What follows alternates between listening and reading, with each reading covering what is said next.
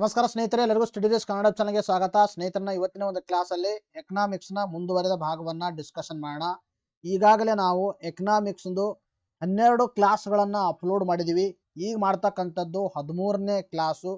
12ನೇ ಒಂದು ಕ್ಲಾಸಲ್ಲಿ ಏನೇನು ಡಿಸ್ಕಷನ್ ಮಾಡಿದ್ದೀವಿ ಅಂತಕ್ಕಂಥದ್ದನ್ನು ಸ್ವಲ್ಪ ನೋಡಿಬಿಟ್ಟು ನಾವು ಮುಂದಿನ ಕ್ಲಾಸನ್ನು ಡಿಸ್ಕಷನ್ ಮಾಡೋಣ. ನೋಡಿ, ನಾವು ಪ್ರೀವಿಯಸ್ ಕ್ಲಾಸಲ್ಲಿ ನಿಮಗೆ ಏನೇನು ಮಾಹಿತಿ ಕೊಟ್ಟಿದೆ ಅಂದರೆ, ಬ್ಯಾಂಕ್ ಮತ್ತು ಹಣವನ್ನು ಸ್ಟಾರ್ಟ್ ಮಾಡಿದ್ವಿ. ಹಣ ಮತ್ತು ಬ್ಯಾಂಕಿಂಗ್ ಅಂತಕ್ಕಂಥ ಟಾಪಿಕ್ ಸ್ಟಾರ್ಟ್ ಮಾಡಿದ್ವಿ. ಅದರಲ್ಲಿ ಬ್ಯಾಂಕಿಂಗ್ ಇತಿಹಾಸ ಅಂತಕ್ಕಂಥದ್ದು ಹೇಳಿದ್ದೆ ನಿಮಗೆ. ನೋಡಿ, ನಿಮಗೆ ಯಾವ ಥರ ಇಲ್ಲಿ ಸ್ಲೈಡ್ ಇರುತ್ತೆ ಅಂತಕ್ಕಂಥದ್ದು ಹೊಸದಾಗಿ ನಮ್ಮ ಚಾನಲ್ ನೀವು ನೋಡ್ತಿರ್ಬೇಕಾದ್ರೆ, ಯಾರಾದರೂ ನೀವು ಕ್ಲಾಸ್ಗಳನ್ನು ಈಗ ಕೇಳ್ತಾ ಇದ್ರೆ ಫಸ್ಟ್ ಟೈಮು, ನೋಡಿ ಈ ಥರ ನಿಮಗೆ ಎಲ್ಲ ಸ್ಲೈಡ್ಸ್ಗಳನ್ನು ಕೊಡಲಾಗುತ್ತೆ. ಎಷ್ಟು ನೀಟಾಗಿ ಸ್ಲೈಡ್ ಮಾಡಿದ್ದೀವಿ ನೋಡಿ. ಇಷ್ಟು ನೀಟಾಗಿರ್ತಕ್ಕಂಥ ಸ್ಲೈಡನ್ನು ನೀವು ಸ್ಕ್ರೀನ್ಶಾಟ್ ಆದರೂ ತೊಗೋಬೋದು, ನೋಟ್ ಡೌನ್ ಆದರೂ ಮಾಡ್ಕೋಬೋದು. ಇಷ್ಟು ನೀಟಾಗಿರ್ತಕ್ಕಂಥ ಇನ್ಫಾರ್ಮೇಷನ್ನು ನಿಮಗೆ ನಾವು ಕೊಡ್ತಾ ಇದ್ದೀವಿ. ಅರ್ಥ ಆಯ್ತಾ? ಈ ಥರ ನಿಮಗೆ ನಾನು ಪ್ರತಿಯೊಂದು ನಿಮಗೆ ಏನು ಮಾಡ್ತೀನಿ ಅಂದರೆ ಹ್ಯಾಂಡ್ ರೈಟಿಂಗಲ್ಲಿ ಕೂಡ ಎಕ್ಸ್ಪ್ಲೇನ್ ಮಾಡ್ತೀನಿ. ಜೊತೆಗೆ ಸ್ಲೈಡಲ್ಲಿ ಇರ್ತಕ್ಕಂಥ ಒಂದು ಟೈಪ್ ಮಾಡಿರ್ತಕ್ಕಂಥ ಇನ್ಫಾರ್ಮೇಷನ್ನು ಕೂಡ ಹೇಳ್ತಾ ಹೋಗ್ತೀನಿ ಪ್ರತಿ ಕ್ಲಾಸಲ್ಲಿ. ನೋಡಿ, ಹಿಂದಿನ ಕ್ಲಾಸಲ್ಲಿ ಏನು ಓದಿದ್ದೀವಿ ಅಂತಕ್ಕಂಥ ಸ್ವಲ್ಪ ರಿವೈಸ್ ಮಾಡಿ ಒಂದು 5 ನಿಮಿಷದಲ್ಲಿ ಮತ್ತೆ ಮುಂದಿನ ತರಗತಿಯನ್ನು ಸ್ಟಾರ್ಟ್ ಮಾಡೋಣ ನಾವು. ನಿಮಗೆ ಹೇಳಿದೆ ಬ್ಯಾಂಕಿಂಗ್ ಇತಿಹಾಸ ಸ್ಟಾರ್ಟ್ ಮಾಡಿದ್ದೆ ನಾನು. ಬ್ಯಾಂಕಿಂಗ್ ಇತಿಹಾಸದಲ್ಲಿ ಮೊದಲು 1770ರಲ್ಲಿ ಒಂದು ಬ್ಯಾಂಕ್ ಸ್ಥಾಪನೆ ಆಗುತ್ತೆ ಭಾರತದಲ್ಲಿ. ಬ್ಯಾಂಕ್ ಆಫ್ ಹಿಂದೂಸ್ತಾನ್ ಅಂತ ಹೇಳ್ತೀವಿ. ಭಾರತದಲ್ಲಿ ಸ್ಥಾಪನೆಯಾದ ಮೊದಲ ಬ್ಯಾಂಕ್ ಅಂದರೆ ಬ್ಯಾಂಕ್ ಆಫ್ ಹಿಂದೂಸ್ತಾನ್ ಅಂತ ಹೇಳ್ತೀವಿ. ಇನ್ನು 1806ರಲ್ಲಿ ಇನ್ನೊಂದು ಬ್ಯಾಂಕ್ ಸ್ಥಾಪನೆ ಆಗುತ್ತೆ. ಆ ಬ್ಯಾಂಕ್ ಏನಂದರೆ ಬ್ಯಾಂಕ್ ಆಫ್ ಕಲ್ಕತ್ತಾ ಅಂತ ಹೇಳ್ತೀವಿ. ಆ ಬ್ಯಾಂಕ್ ಆಫ್ ಕಲ್ಕತ್ತಾವನ್ನು ಏನಂತ ಮರುನಾಮಕರಣ ಮಾಡಲಾಗುತ್ತೆ? ಬ್ಯಾಂಕ್ ಆಫ್ ಬೆಂಗಾಲ್ ಅಂತ ಮರುನಾಮಕರಣ ಮಾಡಲಾಗುತ್ತೆ. ಎಷ್ಟರಲ್ಲಿ? 1809ರಲ್ಲಿ. ಸೊ ಬ್ರಿಟಿಷ್ ಒಂದು ಪ್ರಾವಿನ್ಸ್ ಅದ. ಬ್ರಿಟಿಷ್ ಈಸ್ಟ್ ಇಂಡಿಯಾ ಕಂಪನಿ ಇದ್ದಾಗ ಪ್ರಮುಖವಾಗಿ 3 ಪ್ರಾಂತ್ಯಗಳಿದ್ದ ಅಂತ ಹೇಳಿದ್ದೆ. ಒಂದು ಬಾಂಬೆ ಪ್ರಾಂತ್ಯ, ಒಂದು ಮದ್ರಾಸ್ ಪ್ರಾಂತ್ಯ, ಒಂದು ಬೆಂಗಾಲ್ ಪ್ರಾಂತ್ಯ. ಬೆಂಗಾಲ್ ಪ್ರಾಂತ್ಯದಲ್ಲಿ 1809ರಲ್ಲಿ ಈ ಬ್ಯಾಂಕ್ ಸ್ಥಾಪನೆ ಆದರೆ ಬಾಂಬೆ ಆಫ್ ಬ್ಯಾಂಕ್ ಅಂತ ಬ್ಯಾಂಕ್ ಆಫ್ ಬಾಂಬೆ ಅಂತಕ್ಕಂಥದ್ದು ಈ ಒಂದು ಬಾಂಬೆ ಪ್ರಾವಿನ್ಸ್ನಲ್ಲಿ 1840ರಲ್ಲಿ ಸ್ಥಾಪನೆ ಆಗುತ್ತೆ. ಇನ್ನು 1843ರಲ್ಲಿ ಬ್ಯಾಂಕ್ ಆಫ್ ಮದ್ರಾಸ್ ಸ್ಥಾಪನೆ ಆಗುತ್ತೆ. 1865ರಲ್ಲಿ ಅಲಹಾಬಾದ್ ಬ್ಯಾಂಕನ್ನು ಸ್ಥಾಪನೆ ಮಾಡಲಾಯಿತು. ಇದು ಭಾರತದ ಸಾರ್ವಜನಿಕ ವಲಯದ ಮೊದಲ ಬ್ಯಾಂಕ್. ಇಲ್ಲಿವರೆಗೆ ಏನು ಬ್ಯಾಂಕ್ಗಳು ಸ್ಥಾಪನೆ ಮಾಡಿದ್ರು ಅವೆಲ್ಲ ಬ್ಯಾಂಕ್ಗಳು ಪ್ರೈವೇಟ್ ಸೆಕ್ಟರ್ ಬ್ಯಾಂಕ್ಗಳಾಗಿದ್ದು. This is the first bank in the Indian history. ಇವನು ಒಂದು ಏನಂದರೆ ಪ್ರೈವೇಟ್ ಸೆಕ್ಟರ್ದಲ್ಲ, ಸಾರ್ವಜನಿಕ ವಲಯದ ಮೊಟ್ಟ ಮೊದಲ ಬ್ಯಾಂಕ್ ಇದು. ಅದಾಯ್ತಾ? ಯಾವುದು ನಾನು ಜಸ್ಟ್ ಏನು ಎಕ್ಸ್ಪ್ಲೇನ್ ಮಾಡಿದೆ, ಅಲಹಾಬಾದ್ ಬ್ಯಾಂಕ್ ಅಂತಕ್ಕಂಥದ್ದು. ನಾನು ನಿಮಗೆ ಏನು ಚೆಕ್ ಮಾಡ್ತಾ ಇದ್ದೀನಿ ಅಂದರೆ ಆಡಿಯೋ ಕರೆಕ್ಟಾಗಿ ನಡೀತಾ ಇಲ್ಲ ಅಂತ ನೋಡಿದೆ ಒಂದು ಬಾರಿ. 1881ರಲ್ಲಿ ಅವಧ್ ಕಮರ್ಷಿಯಲ್ ಬ್ಯಾಂಕ್ ಅಂತಕ್ಕಂಥದ್ದು ಸ್ಥಾಪನೆ ಮಾಡಲಾಯಿತು. 1881ರಲ್ಲಿ 1894ರಲ್ಲಿ ಪಂಜಾಬ್ ನ್ಯಾಷನಲ್ ಬ್ಯಾಂಕನ್ನು ಸ್ಥಾಪನೆ ಮಾಡಲಾಗಿದೆ. ಇದು ಭಾರತೀಯರಿಂದ ಸ್ಥಾಪನೆಯಾದ ಮೊಟ್ಟ ಮೊದಲ ಬ್ಯಾಂಕ್ ಅಂತ ಹೇಳ್ತೀವಿ. ಸಂಪೂರ್ಣವಾಗಿ ಭಾರತೀಯರಿಂದಲೇ ಸ್ಥಾಪನೆಯಾದ ಮೊದಲ ಬ್ಯಾಂಕ್ ಅಂದರೆ ಪಂಜಾಬ್ ನ್ಯಾಷನಲ್ ಬ್ಯಾಂಕ್ ಅಂತ ಹೇಳ್ತೀವಿ. 1911ರಲ್ಲಿ ಇನ್ನೊಂದು ಪ್ರಮುಖ bank central bank of India ಸ್ಥಾಪನೆ ಆಗುತ್ತೆ. ಕ್ರೆಡಿಟ್ ಕಾರ್ಡ್ ವ್ಯವಸ್ಥೆಯನ್ನು ಜಾರಿಗೆ ತಂದ ಮೊದಲ ಬ್ಯಾಂಕ್ ಅಂತ ಹೇಳ್ತೀವಿ. ಇನ್ನು 1921ರಲ್ಲಿ ಪ್ರಮುಖವಾಗಿರ್ತಕ್ಕಂಥ ಬ್ಯಾಂಕು ಇಂಪೀರಿಯಲ್ ಬ್ಯಾಂಕು. ಈ ಇಂಪೀರಿಯಲ್ ಬ್ಯಾಂಕ್ ಯಾವ ಥರ ಸ್ಥಾಪನೆ ಆಯಿತು ಅಂದರೆ bank of Bombay, bank of Bengal, bank of Madras ಎಲ್ಲವೂ ಮೂರನ್ನ ಮರ್ಜ್ ಮಾಡಿಬಿಟ್ಟು ಈ ಒಂದು ಇಂಪೀರಿಯಲ್ ಬ್ಯಾಂಕ್ ಅಂತ ಸ್ಥಾಪನೆ ಮಾಡಲಾಯಿತು. ಈ ಇಂಪೀರಿಯಲ್ ಬ್ಯಾಂಕನ್ನು RBIನ ಹಿಂದಿನ ಹೆಸರು ಅಂತ ಹೇಳ್ತೀವಿ ನಾವು. RBIನ ಹಿಂದಿನ ಹೆಸರು ಏನು ಹೇಳಿದ್ರೆ ಇಂಪೀರಿಯಲ್ ಬ್ಯಾಂಕ್ ಅಂತ ಹೇಳಬೇಕು. ಇಂಪೀರಿಯಲ್ ಬ್ಯಾಂಕು 1921ರಲ್ಲಿ ಸ್ಥಾಪನೆ ಆಯಿತು. 1926ರಲ್ಲಿ ಒಂದು ಪ್ರಮುಖವಾಗಿರ್ತಕ್ಕಂಥ ಸಮಿತಿಯನ್ನು ಸ್ಥಾಪನೆ ಮಾಡಲಾಯಿತು, ಹಿಲ್ಟನ್ ಯಂಗ್ ಸಮಿತಿ. ಈ ಹಿಲ್ಟನ್ ಯಂಗ್ ಸಮಿತಿಯ ಶಿಫಾರಸಿನ ಮೇರೆಗೆ 1935 ಏಪ್ರಿಲ್ 1ರಂದು ಭಾರತದಲ್ಲಿ ಒಂದು ಪ್ರಮುಖವಾಗಿರ್ತಕ್ಕಂಥ bank that is RBI, reserve bank of ಇಂಡಿಯಾವನ್ನು ಸ್ಥಾಪನೆ ಮಾಡಲಾಯಿತು. ಇನ್ನು 1955ರಲ್ಲಿ ಸ್ಟೇಟ್ ಬ್ಯಾಂಕ್ ಆಫ್ ಇಂಡಿಯಾ ಬ್ಯಾಂಕನ್ನು ಸ್ಥಾಪನೆ ಮಾಡಲಾಯಿತು. ಪ್ರಸ್ತುತವಾಗಿ ಭಾರತದಲ್ಲಿರುವ ಅತಿ ದೊಡ್ಡ ಸಾರ್ವಜನಿಕ ವಲಯದ ಬ್ಯಾಂಕ್ ಯಾವುದಂದರೆ ಸ್ಟೇಟ್ ಬ್ಯಾಂಕ್ ಆಫ್ ಇಂಡಿಯಾ ಅಂತ ನಾವು ಹೇಳ್ತೀವಿ. These are the some important bank and banking ಹಿಸ್ಟ್ರಿಯನ್ನು ನಿಮಗೆ ಪ್ರೀವಿಯಸ್ ಕ್ಲಾಸಲ್ಲಿ ಹೇಳಿದ್ದೆ ನಾನು. ಇನ್ನು ಜೊತೆಗೆ RBI ಬಗ್ಗೆನೂ ಕೂಡ ಮಾಹಿತಿ ಹೇಳಿದ್ದೆ. RBI ಸ್ಥಾಪನೆಯಾಗಿದ್ದು 1935 April 1. ಇವೆಲ್ಲ ಫ್ಯಾಕ್ಟ್ಸ್ಗಳು ಇಂಪಾರ್ಟೆಂಟ್ ಆಯ್ತಾ, ಫ್ಯಾಕ್ಚುವಲ್ ಇನ್ಫಾರ್ಮೇಷನ್ನು. ಇನ್ನು ಕೇಂದ್ರ ಕಚೇರಿಯಲ್ಲಿದೆ, ಮುಂಬೈಯಲ್ಲಿದೆ. ಇನ್ನದರ ಮೊದಲ ಕೇಂದ್ರ ಕಚೇರಿ ಯಾವುದು? ಕಲ್ಕತ್ತಾದಿಂದ ಮುಂಬೈಗೆ ಯಾವ ಟ್ರಾನ್ಸ್ಫರ್ ಮಾಡಲಾಯಿತು? 1937. RBIನ ಮೊದಲ ಹೆಸರೇನು? ಇಂಪೀರಿಯಲ್ ಬ್ಯಾಂಕ್ ಅಂತ ನಾವು ಹೇಳ್ತೀವಿ. ಇನ್ನು ಇದನ್ನು ಬ್ಯಾಂಕ್ಗಳ ಬ್ಯಾಂಕ್ ಅಂತ ಕರಿತೀವಿ. ವಿವಿಧ ಹೆಸರುಗಳಿಂದ ನಾವು ಕರಿತೀವಿ RBIಗೆ. RBIನ ಮೊದಲ ಗವರ್ನರ್ ಯಾರಂದರೆ ಓ ಸ್ಮಿತ್ ಅಂತ ಹೇಳಿದ್ದೆ. RBIನ ಮೊದಲ ಭಾರತೀಯ ಗವರ್ನರ್ ಯಾರಂದರೆ CD ದೇಶ್ಮುಖ್. ಇಂಪಾರ್ಟೆಂಟು. ಇನ್ನು RBIನ ರೀಜನಲ್ ಆಫೀಸಸ್ ಎಲ್ಲಿ ಕಂಡು ಬರ್ತಾವ? ದೆಹಲಿ, ಕೋಲ್ಕತ್ತಾ, ಮುಂಬೈ, ಚೆನ್ನೈ. RBIನ ಭಾರತದ ಕೇಂದ್ರ ಬ್ಯಾಂಕ್ ಅಂತ ಕರಿತೀವಿ ಅಂತ. ಸೆಂಟ್ರಲ್ ಬ್ಯಾಂಕ್ ಆಫ್ ಇಂಡಿಯಾ ಅಂತ ಕರಿತೀವಿ R B I. Central bank of India. Central bank of India is nothing but R B I. ಜನವರಿ 1, 1949 ಈ ಬ್ಯಾಂಕ್ ಏನಾಯ್ತು, ನ್ಯಾಷನಲೈಸ್ ಆಯ್ತು. ಆರ್ ಬಿ ಐ ರಾಷ್ಟ್ರೀಕರಣಗೊಳ್ತು. ಇನ್ನು ಫಸ್ಟ್ ಆರ್ ಬಿ ಐ ಸ್ಥಾಪನೆ ಆದಾಗ ನಾನು ಹೇಳಿದ್ದೆ ಬಾಂಗ್ಲಾದೇಶ, ಪಾಕಿಸ್ತಾನ್, ಟಿಬೆಟ್ಗಳಿಗೆ ದೇಶಗಳಲ್ಲಿ ಕಾರ್ಯನಿರ್ವಹಿಸ್ತಾ ಇತ್ತು. ಈಗ ಏನಾಗಿದೆ ಅಂದ್ರೆ ಅದು ಭಾರತಕ್ಕೆ ಮಾತ್ರ ಸಂಬಂಧಪಟ್ಟಿದೆ. ಭಾರತ ನೋಟು ಮುದ್ರಣ, ಭಾರತದಲ್ಲಿ ನೋಟುಗಳನ್ನ ಮುದ್ರಣ ಮಾಡೋರು ಯಾರು, ಆರ್ ಬಿ ಐ. ಭಾರತದಲ್ಲಿ ಕರೆನ್ಸಿಗಳನ್ನ, ಅರ್ಥ ಆಯ್ತಾ, ಕರೆನ್ಸಿಗಳಿಂದ ಸೆನ್ಸ್ ದಟ್ ಕಾಯಿನ್ಸ್ಗಳನ್ನ ಮಿಂಟಿಂಗ್ ಮಾಡೋ ಒಂದು ಜವಾಬ್ದಾರಿ ಯಾರ ಹತ್ರ ಇದೆ, ಕಾಯಿನ್ಸ್ಗಳನ್ನ ಮಿಂಟಿಂಗ್ ಮಾಡೋರು ಭಾರತ ಸರ್ಕಾರ. ಭಾರತ ಸರ್ಕಾರ ಏನ್ ಮಾಡುತ್ತೆ, ಕಾಯಿನ್ಸ್ಗಳನ್ನ ಮಿಂಟಿಂಗ್ ಮಾಡುತ್ತೆ. ತದನಂತರದಲ್ಲಿ ನೋಟ್ಸ್ಗಳನ್ನ ಪ್ರಿಂಟ್ ಮಾಡೋರು ಯಾರು, ನೋಟ್ಸನ್ನ ಪ್ರಿಂಟ್ ಮಾಡೋರು ಯಾರಂದ್ರೆ ಆರ್ ಬಿ ಐ ಮಾಡುತ್ತೆ. ಸೊ ನೋಟ್ಸ್ ಪ್ರಿಂಟ್ ಮಾಡೋದು ಆರ್ ಬಿ ಐ ಆದ್ರೆ ನೋಟ್ ಪ್ರಿಂಟ್ ಮಾಡುವ ಸ್ಥಳಗಳೆಲ್ಲಿದ್ದಾವೆ, ಕಾಯಿನ್ ಮಿಂಟ್ ಮಾಡುವ ಸ್ಥಳಗಳೆಲ್ಲಿವೆ ಅಂತ ಕೇಳಿದ್ರೆ ನೋಡಿ, ನೋಟು ಮುದ್ರಣಾ ಸ್ಥಳಗಳು ಮೈಸೂರು ಕರ್ನಾಟಕ, ಸಾಲ್ಬೋನಿ ಪಶ್ಚಿಮ ಬಂಗಾಳ, ದೇವಾಸ್ ಮಧ್ಯಪ್ರದೇಶ್, ನಾಸಿಕ್ ಮಹಾರಾಷ್ಟ್ರ. 1928 ನಾಸಿಕ್ದಲ್ಲಿ, 1974 ದೇವಾಸು, 1995 1995. ಇದೆಲ್ಲ ನಾನು ಪ್ರೀವಿಯಸ್ ಕ್ಲಾಸಲ್ಲಿ ಹೇಳಿದ್ದೀನಿ. ಒಂದು ಬಾರಿ ಇನ್ನೊಂದು ಬಾರಿ ನಿಮಗೆ ಸ್ಲೈಡ್ಸ್ಗಳನ್ನು ತೋರಿಸ್ತಾ ಇದ್ದೀನಿ, ಆಯ್ತಾ. ಭಾರತದಲ್ಲಿ ನಾಣ್ಯಗಳನ್ನು ತಯಾರಿಸುವ ಜವಾಬ್ದಾರಿ ಹೇಳಿದ್ದೆ ಭಾರತ ಸರ್ಕಾರದ ಹಣಕಾಸು ಸಚಿವಾಲಯ. ಪರ್ಟಿಕ್ಯುಲರ್ಲಿ ಭಾರತದಲ್ಲಿ ನಾಣ್ಯಗಳನ್ನು ತಯಾರಿಸುವ ಸ್ಥಳ ಯಾವುದು, ಮಹಾರಾಷ್ಟ್ರದಲ್ಲಿರ್ತಕ್ಕಂಥ ಮುಂಬೈ, ಕಲ್ಕತ್ತಾ, ಪಶ್ಚಿಮ ಬಂಗಾಳ, ಹೈದರಾಬಾದ್, ತೆಲಂಗಾಣ, ನೋಯ್ಡಾ, ಉತ್ತರ ಪ್ರದೇಶ್. ಇವು ನಾಣ್ಯಗಳನ್ನು ತಯಾರಿಸುವ ಸ್ಥಳಗಳು, ಅರ್ಥ ಆಯ್ತಾ. ಹಾಗಾದರೆ ನೋಟುಗಳನ್ನು ತಯಾರಿಸುವ ಜವಾಬ್ದಾರಿ ಆರ್ ಬಿ ಐದಾದರೆ, ಇನ್ನು ನಾಣ್ಯಗಳನ್ನು ತಯಾರಿಸೋದು ಅಂತ ಕಾಯಿನ್ಸ್ಗಳನ್ನು ಮಿಂಟಿಂಗ್ ಮಾಡೋದು ಭಾರತ ಸರ್ಕಾರ ಆದರೆ, ಪ್ರತಿಯೊಂದು ನೋಟುಗಳ ಮೇಲೆ, ಅರ್ಥ ಪ್ರತಿಯೊಂದು ನೋಟ್ಸ್ ಮೇಲೆ ಯಾರ್ದು ಸಿಗ್ನೇಚರ್ ಇರುತ್ತಂದ್ರೆ ಆರ್ ಬಿ ಐ ಗವರ್ನರ್ದು ಸಿಗ್ನೇಚರ್ ಇರುತ್ತೆ. Except ₹1 note. ₹1 ನೋಟ್ ಮೇಲೆ ಯಾರು ಸಿಗ್ನೇಚರ್ ಇರುತ್ತಂದ್ರೆ ಹಣಕಾಸು ಕಾರ್ಯದರ್ಶಿದ ಸಿಗ್ನೇಚರ್ ಇರುತ್ತೆ. ಆರ್ ಬಿ ಐ ನೋಟಿನ ಮೇಲೆ ಹೇಳಿದ್ರೆ ನಾನು ಹಣಕಾಸು ಕಾರ್ಯದರ್ಶಿ ₹1 ಸಹಿ ಇರುತ್ತೆ.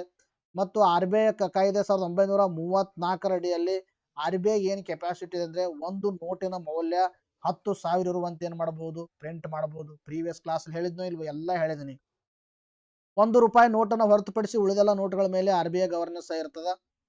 ಆರ್ ಬಿ ಐ ನೋಟು ಮುದ್ರಣ ಸಮಯದಲ್ಲಿ ಕನಿಷ್ಠ ಮೀಸಲು ಪದ್ಧತಿ, ಮಿನಿಮಮ್ ರಿಸರ್ವ್ ಸಿಸ್ಟಮ್ ಅನ್ನು ಅಳವಡಿಸ್ತದೆ.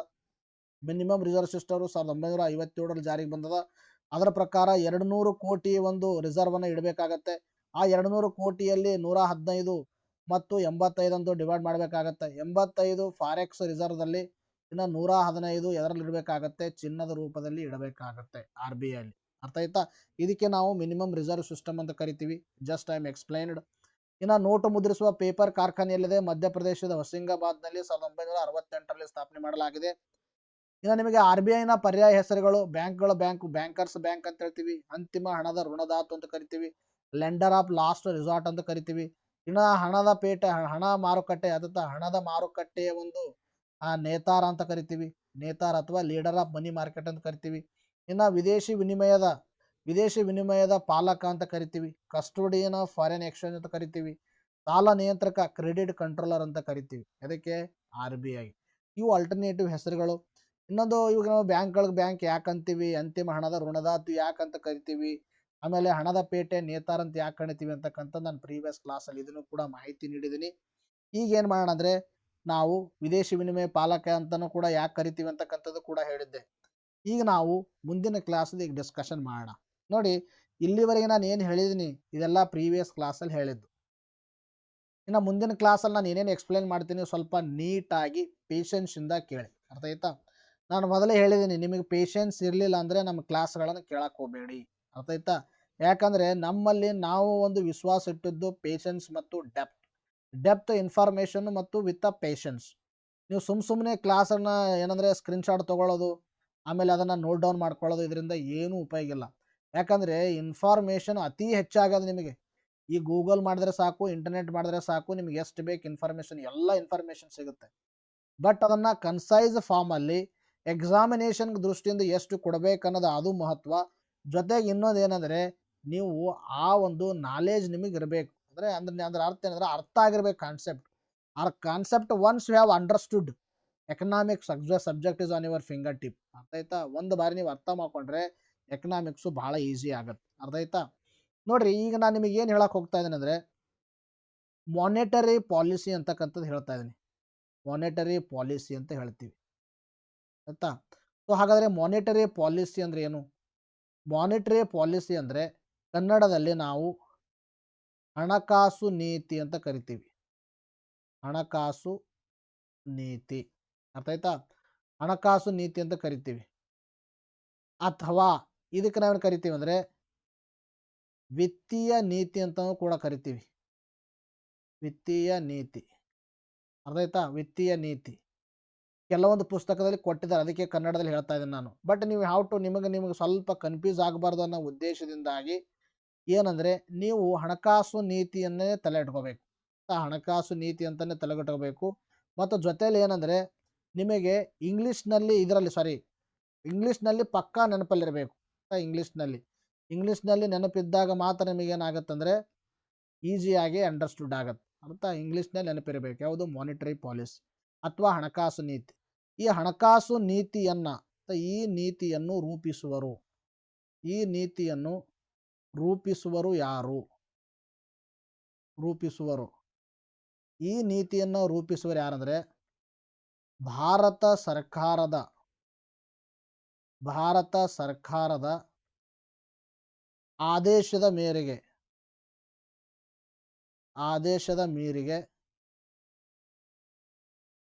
RBI ರೂಪಿಸುತ್ತದೆ. ಗೊತ್ತಿರಬೇಕು. ಆಯ್ತಾ? ಹಣಕಾಸು ನೀತಿಯನ್ನ ಯಾರು ರೂಪಿಸ್ತಾರ? ಹಣಕಾಸು ನೀತಿಯನ್ನ ಭಾರತ ಸರ್ಕಾರದ ಆದೇಶದ ಮೇರೆಗೆ RBI ರೂಪಿಸುತ್ತದೆ. ಹಾಗಾದರೆ ಹಣಕಾಸು ನೀತಿ ಅಂದರೆ ಏನು? ಹಣಕಾಸು ನೀತಿ ಎಂದರೇನು ಅಂತಕ್ಕಂಥ ಪ್ರಶ್ನೆ. ನೋಡ್ರಿ, ಹಣಕಾಸು ನೀತಿ ಎಂದರೆ ಇದು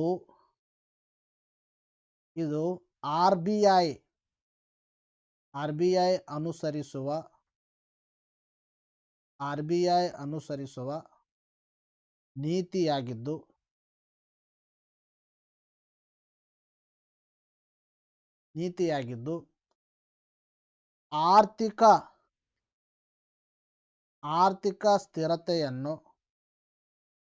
ಆರ್ಥಿಕ ಸ್ಥಿರತೆಯನ್ನು ಕಾಪಾಡಲು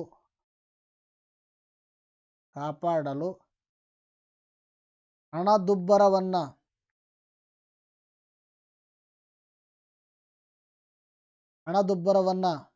ನಿಯಂತ್ರಿಸಲು ರೂಪಿಸಲಾಗುತ್ತದೆ.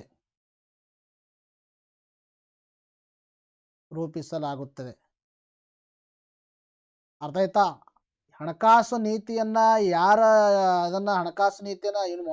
ಮಾನಿಟರಿ ಪಾಲಿಸಿಯನ್ನು ಯಾರು ರೂಪಿಸ್ತಾರ? ಮಾನಿಟರಿ ಪಾಲಿಸಿಯನ್ನ RBI ಏನು ಮಾಡುತ್ತೆ? ಹಾಕೊಳ್ಳುತ್ತೆ ಮಾನಿಟರಿ ಪಾಲಿಸಿಯನ್ನು. ಹಾಗಾದರೆ ಆ ಮಾನಿಟರಿ ಪಾಲಿಸಿ ಅಂದ್ರೆ ಏನು? ಮಾನಿಟರಿ ಪಾಲಿಸಿ ಎದಕ್ಕೆ ಬೇಕಂದ್ರೆ, ಮಾನಿಟರಿ ಪಾಲಿಸಿ ಅಂದರೆ ಹಣದುಬ್ಬರವನ್ನು ನಿಯಂತ್ರಣ ಮಾಡೋಕ್ಕೆ, ಹಣದುಬ್ಬರವನ್ನು ನಿಯಂತ್ರಿಸಲು ಆರ್ಥಿಕ ಚಟುವಟಿಕೆಯನ್ನು, ಆರ್ಥಿಕ ಸ್ಥಿರತೆಯನ್ನು ಕಾಪಾಡೋಗೋಸ್ಕರ ಈ ಒಂದು ಮಾನಿಟರಿ ಪಾಲಿಸಿಯನ್ನು RBI ಅನುಸರಿಸುತ್ತೆ. ಅರ್ಥ ಆಯ್ತಾ? ಹಾಗಾದರೆ ಇಲ್ಲಿ ಹಣದುಬ್ಬರವನ್ನು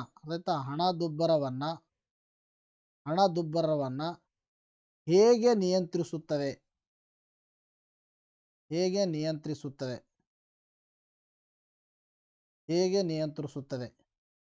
ಅಂತಕ್ಕಂಥ ಪ್ರಶ್ನೆ. ಹೇಗೆ ನಿಯಂತ್ರಿಸುತ್ತದೆ ಅಂದರೆ ಮಾರುಕಟ್ಟೆಯಲ್ಲಿ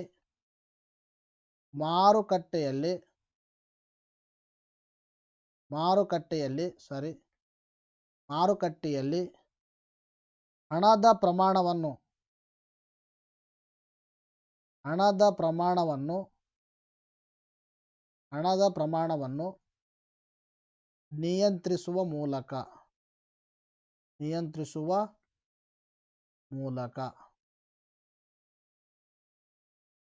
ಹಾಗಾದರೆ ಅರ್ಥ ಆಯ್ತಾ? ಹಣದುಬ್ಬರ ಹೇಗೆ ನಿಯಂತ್ರಣ ಮಾಡ್ತದ? ಮಾರುಕಟ್ಟೆಯಲ್ಲಿ ಹಣದ ಪ್ರಮಾಣವನ್ನು ನಿಯಂತ್ರಿಸುವ ಮೂಲಕ ಏನು ಮಾಡುತ್ತೆ? RBI ಈ ಹಣದುಬ್ಬರವನ್ನು ನಿಯಂತ್ರಿಸುತ್ತದೆ. ಪ್ರಮಾಣವನ್ನು ನಿಯಂತ್ರಿಸುವ ಮೂಲಕ ಹಣದುಬ್ಬರವನ್ನು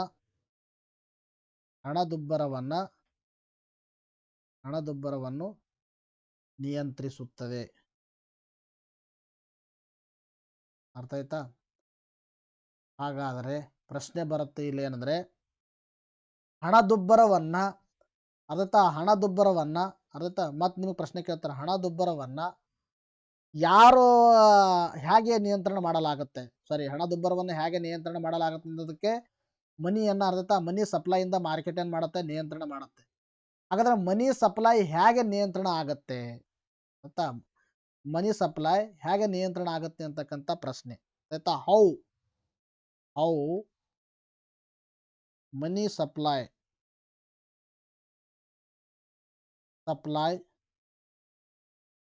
regulated by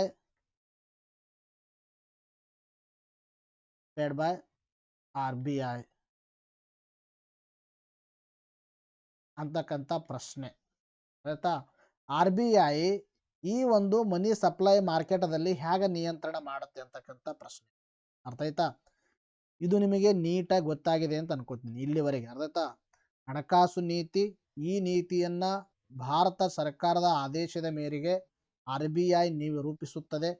ಇನ್ನು ಹಣಕಾಸು ನೀತಿ ಎಂದರೇನು, ಇದು RBI ಅನುಸರಿಸುವ ನೀತಿಯಾಗಿದ್ದು ಆರ್ಥಿಕ ಸ್ಥಿರತೆಯನ್ನು ಕಾಪಾಡಲು ಹಣದುಬ್ಬರವನ್ನು ನಿಯಂತ್ರಿಸುತ್ತದೆ. ಹಾಗಾದರೆ ಹಣದುಬ್ಬರ ಹೇಗೆ ನಿಯಂತ್ರಿಸಲಾಗುತ್ತದೆ, ಮಾರುಕಟ್ಟೆಯಲ್ಲಿ ಹಣದ ಪ್ರಮಾಣವನ್ನು ನಿಯಂತ್ರಿಸುವ ಮೂಲಕ ಹಣದುಬ್ಬರವನ್ನು ನಿಯಂತ್ರಿಸಲಾಗುತ್ತದೆ.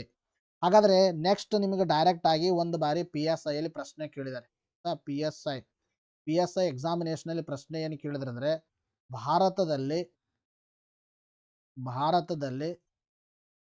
ಹಣದುಬ್ಬರವನ್ನ ನಿಯಂತ್ರಿಸುವರು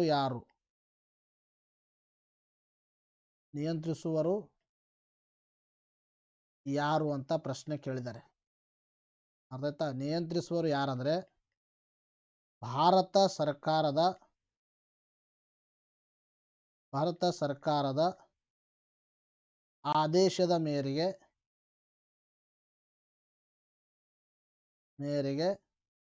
RBI ನಿಯಂತ್ರಿಸುತ್ತದೆ. ಇದು ಗೊತ್ತಿರಬೇಕು, ಇಂಪಾರ್ಟೆಂಟ್. ಅದಾಯ್ತಾ. ಇನ್ನ ಈ ಒಂದು RBI ಅಂತಕ್ಕಂಥದ್ದು ದೊಡ್ಡ ಬಾಡಿ. ಅದಾಯ್ತಾ. RBI ಅಂತಕ್ಕಂಥದ್ದು ದೊಡ್ಡದು, ಈ ಥರ ಒಂದು ಸ್ಟ್ರಕ್ಚರ್. ಹಾಗೆ ನಮ್ಮಲ್ಲಿ ಏನಂದರೆ ಪಾರ್ಲಿಮೆಂಟ್ ಇದೆ, ಪಾರ್ಲಿಮೆಂಟ್ ಮೆಂಬರ್ಸ್ಗಳು ಇರ್ತಾರ. ಇನ್ನು ಪಾರ್ಲಿಮೆಂಟ್ ಮೆಂಬರ್ಸ್ ಆದಮೇಲೆ ಅದರಲ್ಲಿ ಯಾರು ಇರ್ತಾರಂದ್ರೆ ಕ್ಯಾಬಿನೆಟ್ ಇರ್ತದ. ಕ್ಯಾಬಿನೆಟ್ ಆದಮೇಲೆ ಪ್ರಧಾನಮಂತ್ರಿ ಇರ್ತಾರ. ಪ್ರಧಾನಮಂತ್ರಿ ಆದಮೇಲೆ ಮತ್ತೆ ಕಿಚನ್ ಕ್ಯಾಬಿನೆಟ್ ಇರ್ತದ. ಈ ಥರ ಹೆಂಗಿರುತ್ತೆ ನೋಡಿ. ಹಾಗೆ ಇದು ಒಂದು RBI. ಅರ್ಥ ಆಯ್ತಾ. ಇದು ಒಂದು RBI ಗೊತ್ತಾ, ದೊಡ್ಡದಾಗಿರ್ತಕ್ಕಂಥ ಏನು RBI. Just I am raising this, wait ಮಾಡಿ ಒಂದು ಸ್ವಲ್ಪ. RBI ಇದು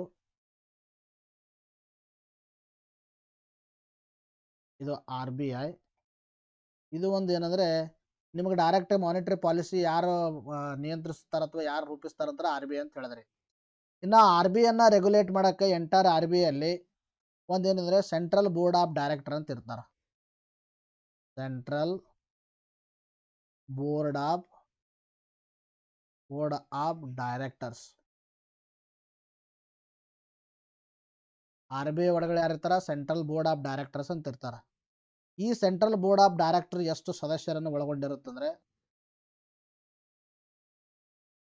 ಎಷ್ಟು ಜನ ಸದಸ್ಯರನ್ನು ಒಳಗೊಂಡಿರುತ್ತಂದ್ರೆ 21 ಜನ ಇರ್ತಾರೆ. Central board of directors of RBI ಜನ ಇರ್ತಾರ, 21 ಜನ ಇರ್ತಾರೆ. ಇನ್ನು ಈ ಸೆಂಟ್ರಲ್ ಬೋರ್ಡ್ ಆಫ್ ಡೈರೆಕ್ಟರ್ ಒಳಗಡೆ ಮತ್ತೆ ಇನ್ನೊಂದು ಏನಂದ್ರೆ 6 ಜನ ಇರ್ತಕ್ಕಂಥ ಒಂದು ಸಮಿತಿ, 6 ಜನ ಒಳಗೊಂಡಿರುವ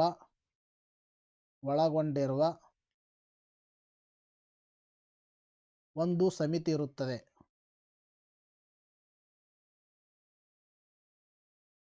ಆ ಸಮಿತಿಯನ್ನೇ ನಾವು ಹಣಕಾಸು ನೀತಿ ಸಮಿತಿ ಅಂತ ಕರಿತೀವಿ.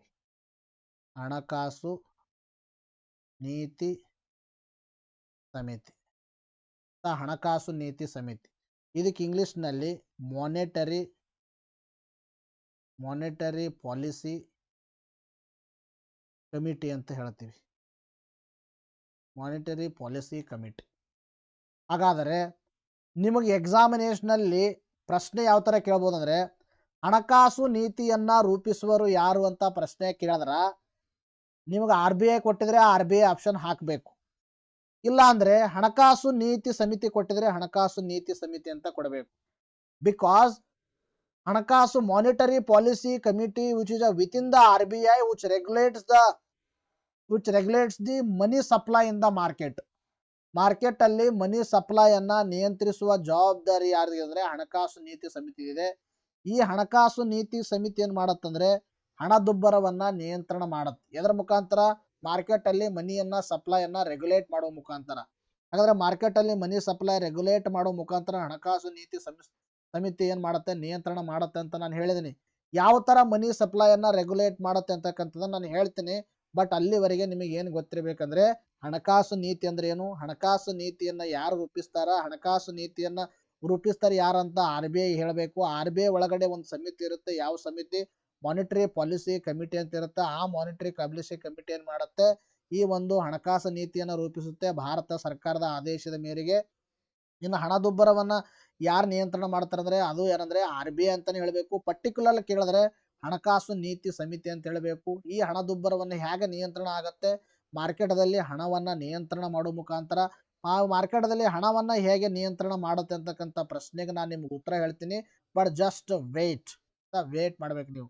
ಇಲ್ಲಿವರೆಗೆ ನಿಮ್ಗೆ ಎಲ್ಲರಿಗೆ ಅರ್ಥ ಆಗಿದೆ ಅಂತ ನಾನು ಅನ್ಕೋತೀನಿ. ಅರ್ಥ ನೀಟಾಗಿ ಹೇಳಿದೆ ನಾನು. ಅದತ್ತಾ ಇನ್ನೊಂದು ಏನು ಗೊತ್ತಿರಬೇಕಂದ್ರೆ ಸೆಂಟ್ರಲ್ ಬೋರ್ಡ್ ಆಫ್ ಡೈರೆಕ್ಟರ್ ಅಂದ್ರೆ ಇದು ಒಂದು RBI ಒಳಗಡೆ ಇರ್ತಕ್ಕಂಥ ಬಾಡಿ. ಇದು ಟೋಟಲ್ 21 ಜನ ಸದಸ್ಯರು ಒಳಗಡೆ ಇರ್ತಾರ. ಇದ್ರೊಳಗಡೆ ಮತ್ತೆ ಒಂದು ಸಮಿತಿ ಇರುತ್ತೆ, 6 ಜನ ಒಳಗೊಂಡಿರ್ತಾರ. ಅದು ಹಣಕಾಸು ನೀತಿ ಸಮಿತಿ ಅಂತ ಕರಿತೀವಿ. ಈ ಹಣಕಾಸು ನೀತಿ ಸಮಿತಿ actually is for the controlling the money supply. Controlling the money supply major rule ಯಾವ್ದು? ಹಣಕಾಸು ನೀತಿ ಸಮಿತಿ ಇರುತ್ತೆ. ಆ ಮನಿ ಸಪ್ಲೈಯನ್ನ ಕಂಟ್ರೋಲ್ ಮಾಡಿ ಏನ್ ಮಾಡುತ್ತೆ? ಹಣದುಬ್ಬರವನ್ನ ನಿಯಂತ್ರಣ ಮಾಡುತ್ತೆ. ಹಣದುಬ್ಬರ ಅಂದ್ರೆ ಏನು ಅಂತಕ್ಕಂಥದ್ದು ಕೂಡ ನಾನು ನಿಮಗೆ ಹೇಳ್ತೀನಿ. ಸ್ವಲ್ಪ ವೇಟ್ ಮಾಡ್ಬೇಕು ನೀವು. ಅರ್ಥ ಆಯ್ತಾ? ಇನ್ನು ಮಾನಿಟರಿ ಪಾಲಿಸಿ ಕಮಿಟಿ ಅಂದ್ರೆ ಏನು? ಮಾನಿಟರಿ ಪಾಲಿಸಿ ಕಮಿಟಿ ಅರ್ಥ ಆಯ್ತಾ? ನೋಡ್ರಿ, ಮಾನಿಟರಿ ಪಾಲಿಸಿ ಕಮಿಟಿ ಹಣದುಬ್ಬರವನ್ನ ನಿಯಂತ್ರಿಸಲು, ಹಣದುಬ್ಬರ ಅಂದ್ರೆ ಇಂಗ್ಲಿಷ್ನಲ್ಲಿ ಇನ್ಫ್ಲೇಷನ್ ಅನ್ನ ನಿಯಂತ್ರಿಸಲು 2016ರಲ್ಲಿ ಉರ್ಜಿತ್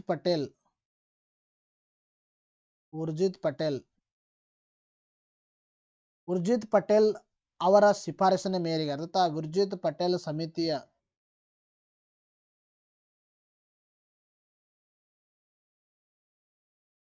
ಶಿಫಾರಸಿನ ಮೇರೆಗೆ 2016ರಲ್ಲಿ ಇದನ್ನ ಸ್ಥಾಪನೆ ಮಾಡಲಾಯಿತು. ಯಾವುದು ಸ್ಥಾಪನೆ ಮಾಡಲಾಯಿತು?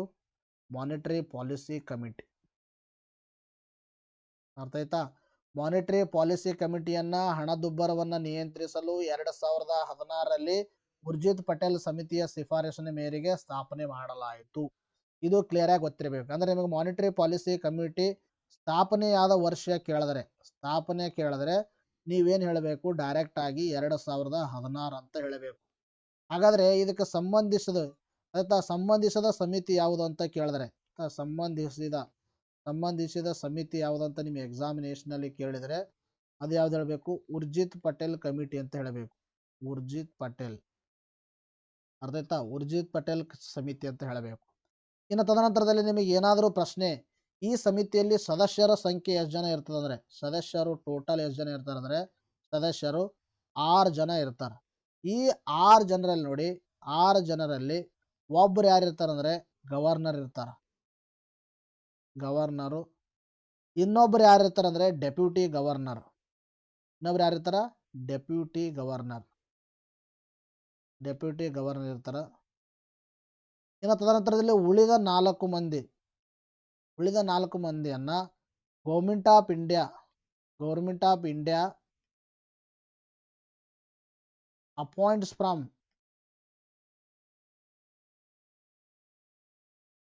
ವೇರಿಯಸ್ ಫೀಲ್ಡ್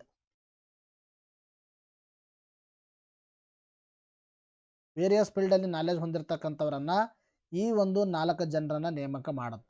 ಟೋಟಲ್ ಆಗಿ ಎಷ್ಟಾಯ್ತು? 6 ಜನ ಆಯ್ತು. ಗವರ್ನರು, ಡೆಪ್ಯೂಟಿ ಗವರ್ನರು, ಇನ್ನು ಗೌರ್ಮೆಂಟ್ ಆಫ್ ಇಂಡಿಯಾ ಏನಂದ್ರೆ ಇನ್ನೂ 4 ಜನರನ್ನ ನಾಮಿನೇಟ್ ಮಾಡುತ್ತೆ. 6 ಜನ ಇರ್ತಾರೆ. ಅರ್ಥ ಆಯ್ತಾ? ಹಾಗಾದರೆ ಈ ಸಮಿತಿ ಮಾನಿಟರಿ ಪಾಲಿಸಿ ಕಮಿಟಿ ಅಂತಕ್ಕಂಥದ್ದು ಪ್ರತಿ ಅರ್ಥ ಆಯ್ತಾ, ಪ್ರತಿ 4 ತಿಂಗಳಿಗೆ, ಸರಿ ಹಂಗಲ್ಲ, ಪ್ರತಿ 3 ತಿಂಗಳಿಗೆ, ವೇಟ್ ನಾನು ಇದನ್ನು ಎರೇಸ್ ಮಾಡ್ತಾ ಇದ್ದೀನಿ. ಈ ಒಂದು ಕಮಿಟಿ ಏನಿದೆ, ಸಾರಿ,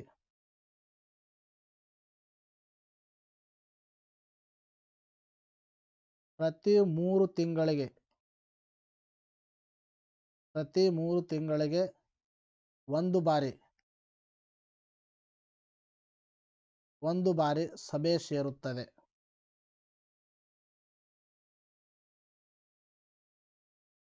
ಎದಕ್ಕೆ ಸಭೆ ಸೇರುತ್ತೆ? ಆರ್ಥಿಕ ಸ್ಥಿರತೆಯನ್ನು ಕಾಪಾಡೋದು ಮತ್ತು ಹಣದುಬ್ಬರವನ್ನು ನಿಯಂತ್ರಿಸೋಗೋಸ್ಕರ. ಇನ್ನ ಈ ಸಭೆಯ ಅಧ್ಯಕ್ಷತೆಯನ್ನು ಯಾರು ವಹಿಸ್ತಾರ?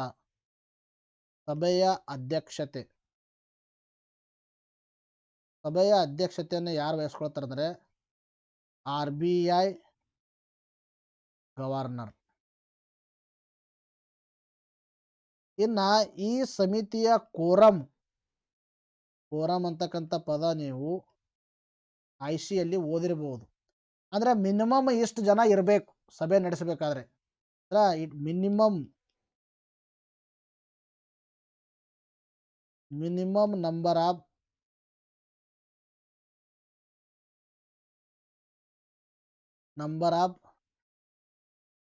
members has to be present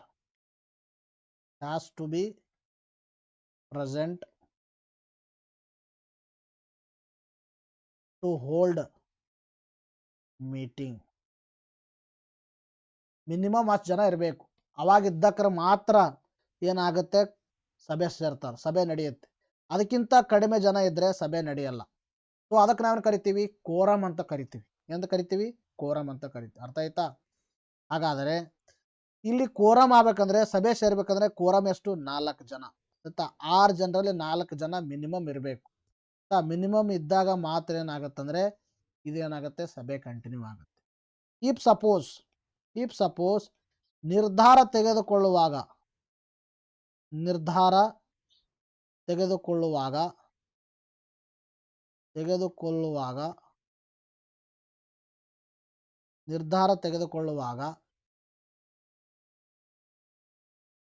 vote ಅಂದರೆ ನಿರ್ಧಾರ ತೆಗೆದುಕೊಳ್ಳುವಾಗ ವೋಟ್ಗಳು ಸಮಾನವಾದರೆ, ಅಂದರೆ ಇನ್ ದ ಸೆನ್ಸ್ ದ್ಯಾಟ್ ನಾನೇನು ಹೇಳ್ತಾ ಇದ್ದೀನಿ ಅಂದರೆ, ಯಾವುದೇ ಒಂದು ನಿರ್ಧಾರ ತೆಗೆದುಕೊಳ್ಳುವಾಗ ಅಂದರೆ ವೋಟಿಂಗ್ ಮಾಡುವಾಗ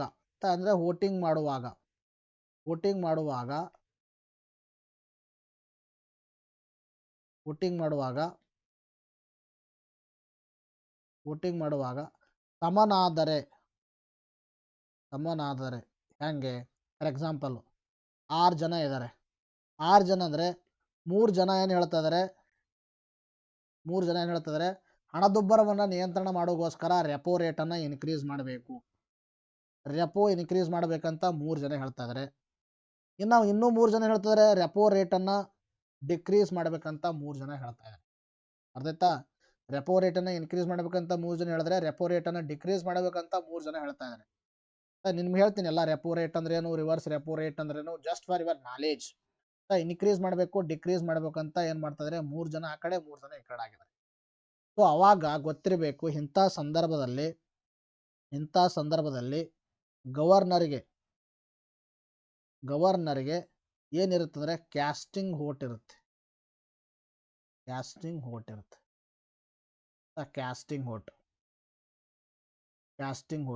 ಗವರ್ನರ್ಗೆ ಏನಿರುತ್ತೆ? ಕ್ಯಾಸ್ಟಿಂಗ್ ವೋಟ್ ಇರುತ್ತೆ. ಕ್ಯಾಸ್ಟಿಂಗ್ ವೋಟ್ ಅಂದರೆ ಇಫ್ ಸಪೋಸ್ ಗವರ್ನರ್ ಏನಾದರೂ ಇವ್ರ ಪರವಾಗಿ ಹಾಕಿದ್ರೆ ಡಿಸಿಷನ್ ಏನಾಗುತ್ತೆ, ಇವ್ರ ಪರವಾಗಿ ಆಗುತ್ತೆ. ಇಫ್ ಸಪೋಸ್ ಗವರ್ನರ್ ಇವ್ರ ಪರವಾಗಿ ವೋಟ್ ಹಾಕಿದ್ರೆ ಡಿಸಿಷನ್ ಇವ್ರ ಪರವಾಗಿ ಆಗುತ್ತೆ. I hope you all are understanding. Governor has the casting vote.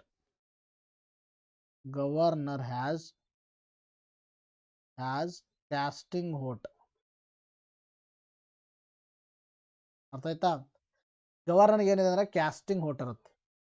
ಮತ್ತು ಗವರ್ನರ್ ಗೊತ್ತಿರಲಿ, ಗವರ್ನರ್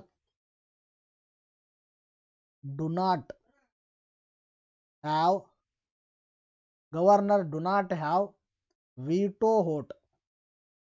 ವಿಟೋ ಇರಲ್ಲ ಅವನಿಗೆ, ಕ್ಯಾಸ್ಟಿಂಗ್ ಹೋಟ್ ಇರುತ್ತೆ. ಇದು ನಿಮಗೆ ಕ್ಲಿಯರ್ ಆಗಿರ್ಬೇಕು. ಯಾರ ಪರವಾಗಿ ಹೋಟ್ ಹಾಕ್ತಾನೋ ಅವ್ರ ಪರವಾಗಿ ಆಗುತ್ತೆ. ಇಲ್ಲಿ ವಿಟೋ ಹೋಟ್ ಅಂದ್ರೆ ಏನು? ವಿಟೋ ಹೋಟ್ ಅಂದ್ರೆ ಈ ಒಂದು ಕಡೆ ಇಬ್ಬರು ಇದ್ದಾರೆ, ಒಂದು ಕಡೆ 4 ಜನ ಇದ್ದಾರೆ. ಗವರ್ನರ್ ಏನಾದರೂ ವಿಟೋ ಹೋಟ್ ಇದ್ರೆ ಎರಡರ ಪರವಾಗಿ ಹಾಕದಂದ್ರೆ ಇವ್ರು ಆ್ಯಕ್ಚುಲಿ 3 ಹೋಟ್ ಆದವು, ಬಟ್ ಆದರೂ ಕೂಡ 3 ಹೋಟ್ ಅವ್ರ ಡಿಸಿಷನ್ನೇ ಕರೆಕ್ಟ್. ಹಂಗೆ ಹೆಂಗೆ ಖಾಯಂ ಸದಸ್ಯ ರಾಷ್ಟ್ರಗಳು ವಿಶ್ವಸಂಸ್ಥೆ ಇದೆ ಅವಕ್ಕೆಲ್ಲ ವಿಟೋ ಪವರ್ ಇದೆ ನೋಡ್ರಿ, ಆ ಥರ ವಿಟೋ ಪವರು ಗವರ್ನರ್ಗೆ ಇಲ್ಲ. ಗವರ್ನರ್ಗೆ ಏನಿದೆ ಅಂದರೆ ಜಸ್ಟ್ ಕ್ಯಾಸ್ಟಿಂಗ್ ವೋಟ್ ಇದೆ. ಕ್ಯಾಸ್ಟಿಂಗ್ ವೋಟ್ ಅಂದರೆ ಇದು ಒಂದು ಟೈಅಪ್ ಆದಮೇಲೆ ಚಲಾವಣೆ ಮಾಡ್ತಕ್ಕಂಥ ವೋಟ್. ಆಯ್ತಾ? ಇಷ್ಟು ನಿಮಗೆ ಮಾನಿಟರಿ ಪಾಲಿಸಿ ಕಮಿಟಿ ರಿಲೇಟೆಡು ನೀಟಾಗಿ ಗೊತ್ತಿರಬೇಕು. ಅರ್ಥ ಆಯ್ತಾ? ಹಾಗಾದರೆ ಮಾನಿಟರಿ ಪಾಲಿಸಿ ಕಮಿಟಿ ಬಗ್ಗೆ ನಿಮಗೆ ಎಲ್ಲ ಏನಾಯಿತು ಡೀಟೇಲ್ ಆಗಿ ಗೊತ್ತಾಯಿತು. ಏನು ಗೊತ್ತಾಯಿತು? ಮಾನಿಟರಿ ಪಾಲಿಸಿ ಕಮಿಟಿ ಅಂದರೆ RBI ಒಳಗಡೆ ಇರ್ತಕ್ಕಂಥ ಒಂದು ಸಮಿತಿ ಇದೆ. ಈ ಸಮಿತಿಯನ್ನು 2016ರಲ್ಲಿ ಸ್ಥಾಪನೆ ಮಾಡಲಾಗಿದೆ ಉರ್ಜಿತ್ ಪಟೇಲ್ ಅವರ ಶಿಫಾರಸಿನ ಮೇರೆಗೆ. ಆಮೇಲೆ ಇದೇನು ಮಾಡುತ್ತಂದರೆ ಹಣದುಬ್ಬರವನ್ನು ನಿಯಂತ್ರಣ ಮಾಡೋಕ್ಕೆ ಸ್ಥಾಪನೆ ಮಾಡಿರ್ತಕ್ಕಂಥ ಸಂಸ್ಥೆ. ಆದರೆ ಹಣದುಬ್ಬರ ಹೇಗೆ ನಿಯಂತ್ರಣ ಮಾಡುತ್ತೆ ಅಂತಕ್ಕಂಥ ಪ್ರಶ್ನೆ ಈಗ ಬರುತ್ತೆ. ನೋಡ್ರಿ, ನಾನು ಏನು ಹೇಳ್ತಾ ಇದ್ದೀನಿ ಸ್ವಲ್ಪ ನೀಟಾಗಿ ಕೇಳಬೇಕೀಗ. ಆಯ್ತಾ? ನಾನೇನು ಸ್ಟಾರ್ಟ್ ಮಾಡ್ತಾನೆ ಹಣದುಬ್ಬರ ಸ್ವಲ್ಪ ನಿಮಗೆ ಏನು ಮಾಡ್ತಾ ಇದ್ದೀನಿ, ನಾನು ಹಣದುಬ್ಬರ ಬಗ್ಗೆ ಹೇಳಿ ಮುಂದಿನ ಹೇಳ್ತೀನಿ. ಯಾಕಂದರೆ ಹಣದುಬ್ಬರ ಸ್ವಲ್ಪ ಇಲ್ಲಿ ಟಚ್ ಅಪ್ ಗೊತ್ತಿರಬೇಕು. ಅಷ್ಟು ಗೊತ್ತಿದ್ದಾಗ ಮಾತ್ರ ನಿಮಗೆ ಏನಾಗುತ್ತೆ ಅಂದರೆ ಹಣದುಬ್ಬರ ಯಾವ ಥರ, ಇನ್ಫ್ಲೇಷನ್ ಯಾವ ಥರ ಕಂಟ್ರೋಲ್ ಮಾಡುತ್ತೆ, ಆಮೇಲೆ ಇನ್ಫ್ಲೇಷನ್ ಕಂಟ್ರೋಲ್ ಮಾಡೋಕೆ ಮನಿಯನ್ನು ಯಾವ ಥರ ರೆಗ್ಯುಲೇಟ್ ಮಾಡುತ್ತೆ ಅಂತ ಗೊತ್ತಾಗುತ್ತೆ. ನೋಡಿ, ಇಲ್ಲಿ ಏನಂದರೆ ಹಣದುಬ್ಬರ, ಅರ್ಥ ಆಯ್ತಾ? ಹಣದುಬ್ಬರ ಇದಕ್ಕೆ ನಾವೇನು ಕರಿತೀವಿ? ಇನ್ಫ್ಲೇಷನ್ ಅಂತ ಹೇಳ್ತೀವಿ. ಇದಕ್ಕೇನು ಕರಿತೀವಿ? ಇನ್ಫ್ಲೇಷನ್ ಅಂತ ಹೇಳ್ತೀವಿ. ಹಾಗಾದರೆ ಇನ್ಫ್ಲೇಷನ್ ಅಂದರೆ ಏನು? ಇನ್ಫ್ಲೇಷನ್ ಅಂದರೆ ಏನಂದರೆ ಒಂದು ನಿರ್ದಿಷ್ಟ ಅವಧಿಯಲ್ಲಿ ಅದತ್ತ ನಿರ್ದಿಷ್ಟ ಅವಧಿಯಲ್ಲಿ ಅಂದರೆ ನಿರ್ದಿಷ್ಟ ಅವಧಿ ಅಂದರೆ ಹೆಚ್ಚಿನ ಅವಧಿ ಇರಬೇಕು. ಹೆಚ್ಚಿನ ಅವಧಿಯಲ್ಲಿ ಅಂದರೆ ಲಾಂಗ್ ಟೈಮ್ ಆಗಿರಬೇಕು. ಅದಕ್ಕೆ ನಾನು ಹೆಚ್ಚಿನ ಅಂತ ಬದಲು ಬರೆದೇನೆ. ಒಂದು ನಿರ್ದಿಷ್ಟ ಅವಧಿಯಲ್ಲಿ ಹೆಚ್ಚಿನ ಪ್ರದೇಶದಲ್ಲಿ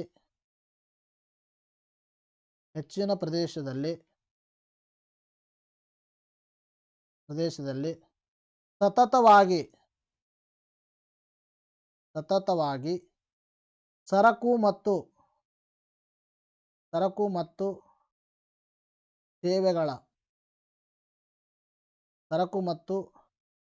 ಸೇವೆಗಳ ಬೆಲೆಯಲ್ಲಿ ಹೆಚ್ಚಾದರೆ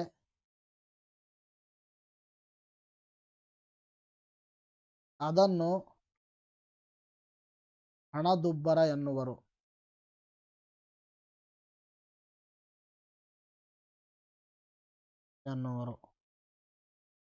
ಆಯ್ತಾ? ಹಣದುಬ್ಬರ ಅಂತ ಕರಿತೀವಿ.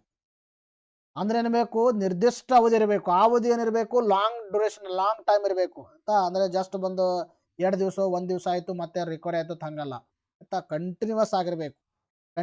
ಫಾರ್ ಎಕ್ಸಾಂಪಲ್ ಏನಂದರೆ ಆ ಒಂದು ಪರ್ಟಿಕ್ಯುಲರ್ ಯಾವುದಂದರೆ ಒಂದು ಏನು ತಗೋತೀನಿ ಅಲ್ಲಿ ಎಕ್ಸಾಂಪಲ್ ಅಂದರೆ ಒಂದು ಪೆನ್ ವ್ಯಾಲ್ಯೂವನ್ನು ತಗೋತಾ ಇದ್ದೀನಿ. ಪೆನ್ ಮೊದಲ ಒಂದು ಪೆನ್ನು ಆಯ್ತಾ? ಒಂದು ಪೆನ್ ತಗೊಳಕ್ಕೆ ಒಂದು ಪೆನ್ನಿಗೆ ಏನಂದರೆ 5 ರೂಪಾಯಿ ಖರ್ಚಾಗ್ತಾ ಇತ್ತು. 5 ರೂಪಾಯಿ. ನೆಕ್ಸ್ಟು ಅದೇ ಪೆನ್ನು ಅದರಿಂದ ನೆಕ್ಸ್ಟ್ ಪೆನ್ನು, ಅದೇ ಒಂದು ಪೆನ್ನನ್ನು ಖರೀದಿ ಮಾಡೋಕ್ಕೆ ನೆಕ್ಸ್ಟ್ ಏನಾಯಿತು? 10 ರೂಪಾಯಿ ಆಯಿತು. 10 ರೂಪಾಯಿ ಆಯಿತು. ಇನ್ನು ನೆಕ್ಸ್ಟ್ ಅದೇ ಒಂದು ಪೆನ್ನನ್ನು ತಗೊಳ್ಳೋಕ್ಕೆ ನೆಕ್ಸ್ಟ್ ಮಂತು, ಇದು ಫಸ್ಟ್ ಮಂತಲ್ಲಿ ಆಯ್ತಾ? ಇದು ಜನವರಿಯಲ್ಲಿ, ಇದು ಏನು? ಫೆಬ್ರವರಿಯಲ್ಲಿ. ಇನ್ನು ನೆಕ್ಸ್ಟ್ ಅದೇ 15 ರೂಪಾಯಿ ಆಯಿತು ಒಂದು ಪೆನ್ನಿಗೆ ವ್ಯಾಲ್ಯೂ. ಎಲ್ಲಿ? ಮಾರ್ಚಲ್ಲಿ. ಆಯ್ತಾ? ನೆಕ್ಸ್ಟ್ ಏನಾಯ್ತು? ಅದೇ ಒಂದು ಪೆನ್ನಿನ ವ್ಯಾಲ್ಯೂ 20 ರೂಪಾಯಿ ಆಯಿತು. 20 ರೂಪಾಯಿ ಆಯಿತು. ಎಲ್ಲಿ? ಮಾರ್ಚ್ ಏಪ್ರಿಲಲ್ಲಿ. ಅರ್ಥ ಆಯ್ತಾ? ಇಲ್ಲಿ ಗಮನಿಸಬೇಕಾಗಿರ್ತಕ್ಕಂಥ ವಿಷಯ ನೋಡಿ, ಮೊದಲ ಒಂದು ಪೆನ್ನಿನ ಒಂದು 5 ರೂಪಾಯಿ ಕೊಟ್ಟಾಕರೆ ಎಷ್ಟು ಒಂದು ಪೆನ್ ಸಿಗ್ತಾ ಇತ್ತು. ಈಗ ಅದೇ ಒಂದು ಪೆನ್ ತೊಗೊಳಕ್ಕೆ ಎಷ್ಟು 10 ರೂಪಾಯಿ ಖರ್ಚು ಮಾಡ್ತಾ ಇದ್ದೀರಿ ಫೆಬ್ರವರಿಯಲ್ಲಿ. ಇನ್ನು 15 ರೂಪಾಯಿ ಖರ್ಚು ಮಾಡ್ತಾ ಇದ್ದೀರಿ ಎಲ್ಲಿ ಮಾರ್ಚಲ್ಲಿ. 15 ರೂಪಾಯಿ ಖರ್ಚು ಮಾಡ್ದಕ್ರೆ ನಿಮಗೆ ಪೆನ್ ಎಷ್ಟು ಸಿಗ್ತಾ ಇದ್ದಾವೆ? ಒಂದೇ ಪೆನ್ ಸಿಗ್ತಾ ಇದೆ. ಅರ್ಥ ಆಯ್ತಾ? ಬಟ್ ಅದೇ ಒಂದು ಪೆನ್ ತೊಗೊಳಕ್ಕೆ ನೀವು 15 ರೂಪಾಯಿಗಳನ್ನು ಖರ್ಚು ಮಾಡ್ತಾ ಇದ್ದೀರಿ. ನೆಕ್ಸ್ಟ್ ನೀವು ಏಪ್ರಿಲೇ ತೊಗೊಂಡಕ್ರ ಅದೇ ಒಂದು ಪೆನ್ನಿಗೆ 20 ರೂಪಾಯಿ ಖರ್ಚು ಮಾಡ್ತಾ ಇದ್ದೀರಿ. 20 ರೂಪಾಯಿ 2 ಪೆನ್ ಬರಬೇಕಾಗಿತ್ತು, ಆದರೂ ಕೂಡ ಪೆನ್ ಒಂದೇ ಬರ್ತಾ ಇದೆ. ಇಲ್ಲಿ ನೋಡಿ ಏನಾಗ್ತಾ ಇದೆ, ಹಣದ ಪರಿಮಾಣ, ಹಣದ ಒಂದು ಕ್ವಾಂಟಿಟಿ ಆಫ್ ಮನಿ ಇನ್ಕ್ರೀಸ್ ಆಗ್ತಾ ಇದೆ. Quantity of 5 10 10 15 15 20 quantity of money increase ಆಗ್ತಾ ಇದೆ. ಇನ್ನು ಸರಕು ಮತ್ತು ಸೇವೆಗಳ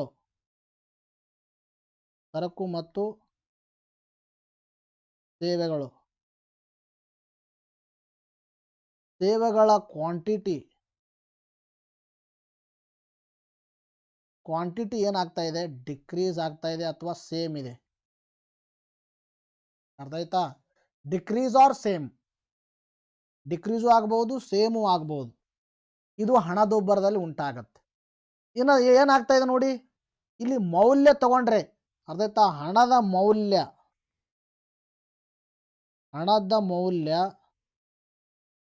ವ್ಯಾಲ್ಯೂ, ಹಣದ ವ್ಯಾಲ್ಯೂ ಏನಾಗ್ತಾ ಇದೆ? ಹಣದ ವ್ಯಾಲ್ಯೂ ಕಡಿಮೆ ಆಗ್ತಾ ಇದೆ.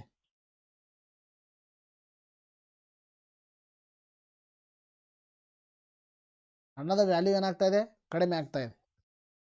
ಇನ್ನು ತದನಂತರದಲ್ಲಿ ಸರಕು ಮತ್ತು ಸೇವೆಗಳ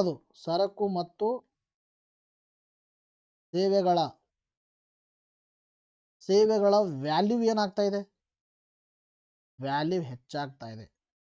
ಏನು ಸರ್ ಹಿಂಗೆ ಹೇಳ್ತಾ ಇದ್ದೀರಾ? ನೀವೇ ಅರ್ಥ ಮಾಡ್ಕೊಳ್ಳಿ. ಅರ್ಥ ಆಯ್ತಾ? ಇಲ್ಲಿ ಏನಂದರೆ, ಒಂದು ಪೆನ್ನಿಗೆ 20 ರೂಪಾಯಿ ಕೊಟ್ಟಾಗ ಬರೀ ಒಂದು ಪೆನ್ ಬರ್ಲತ್ತದ.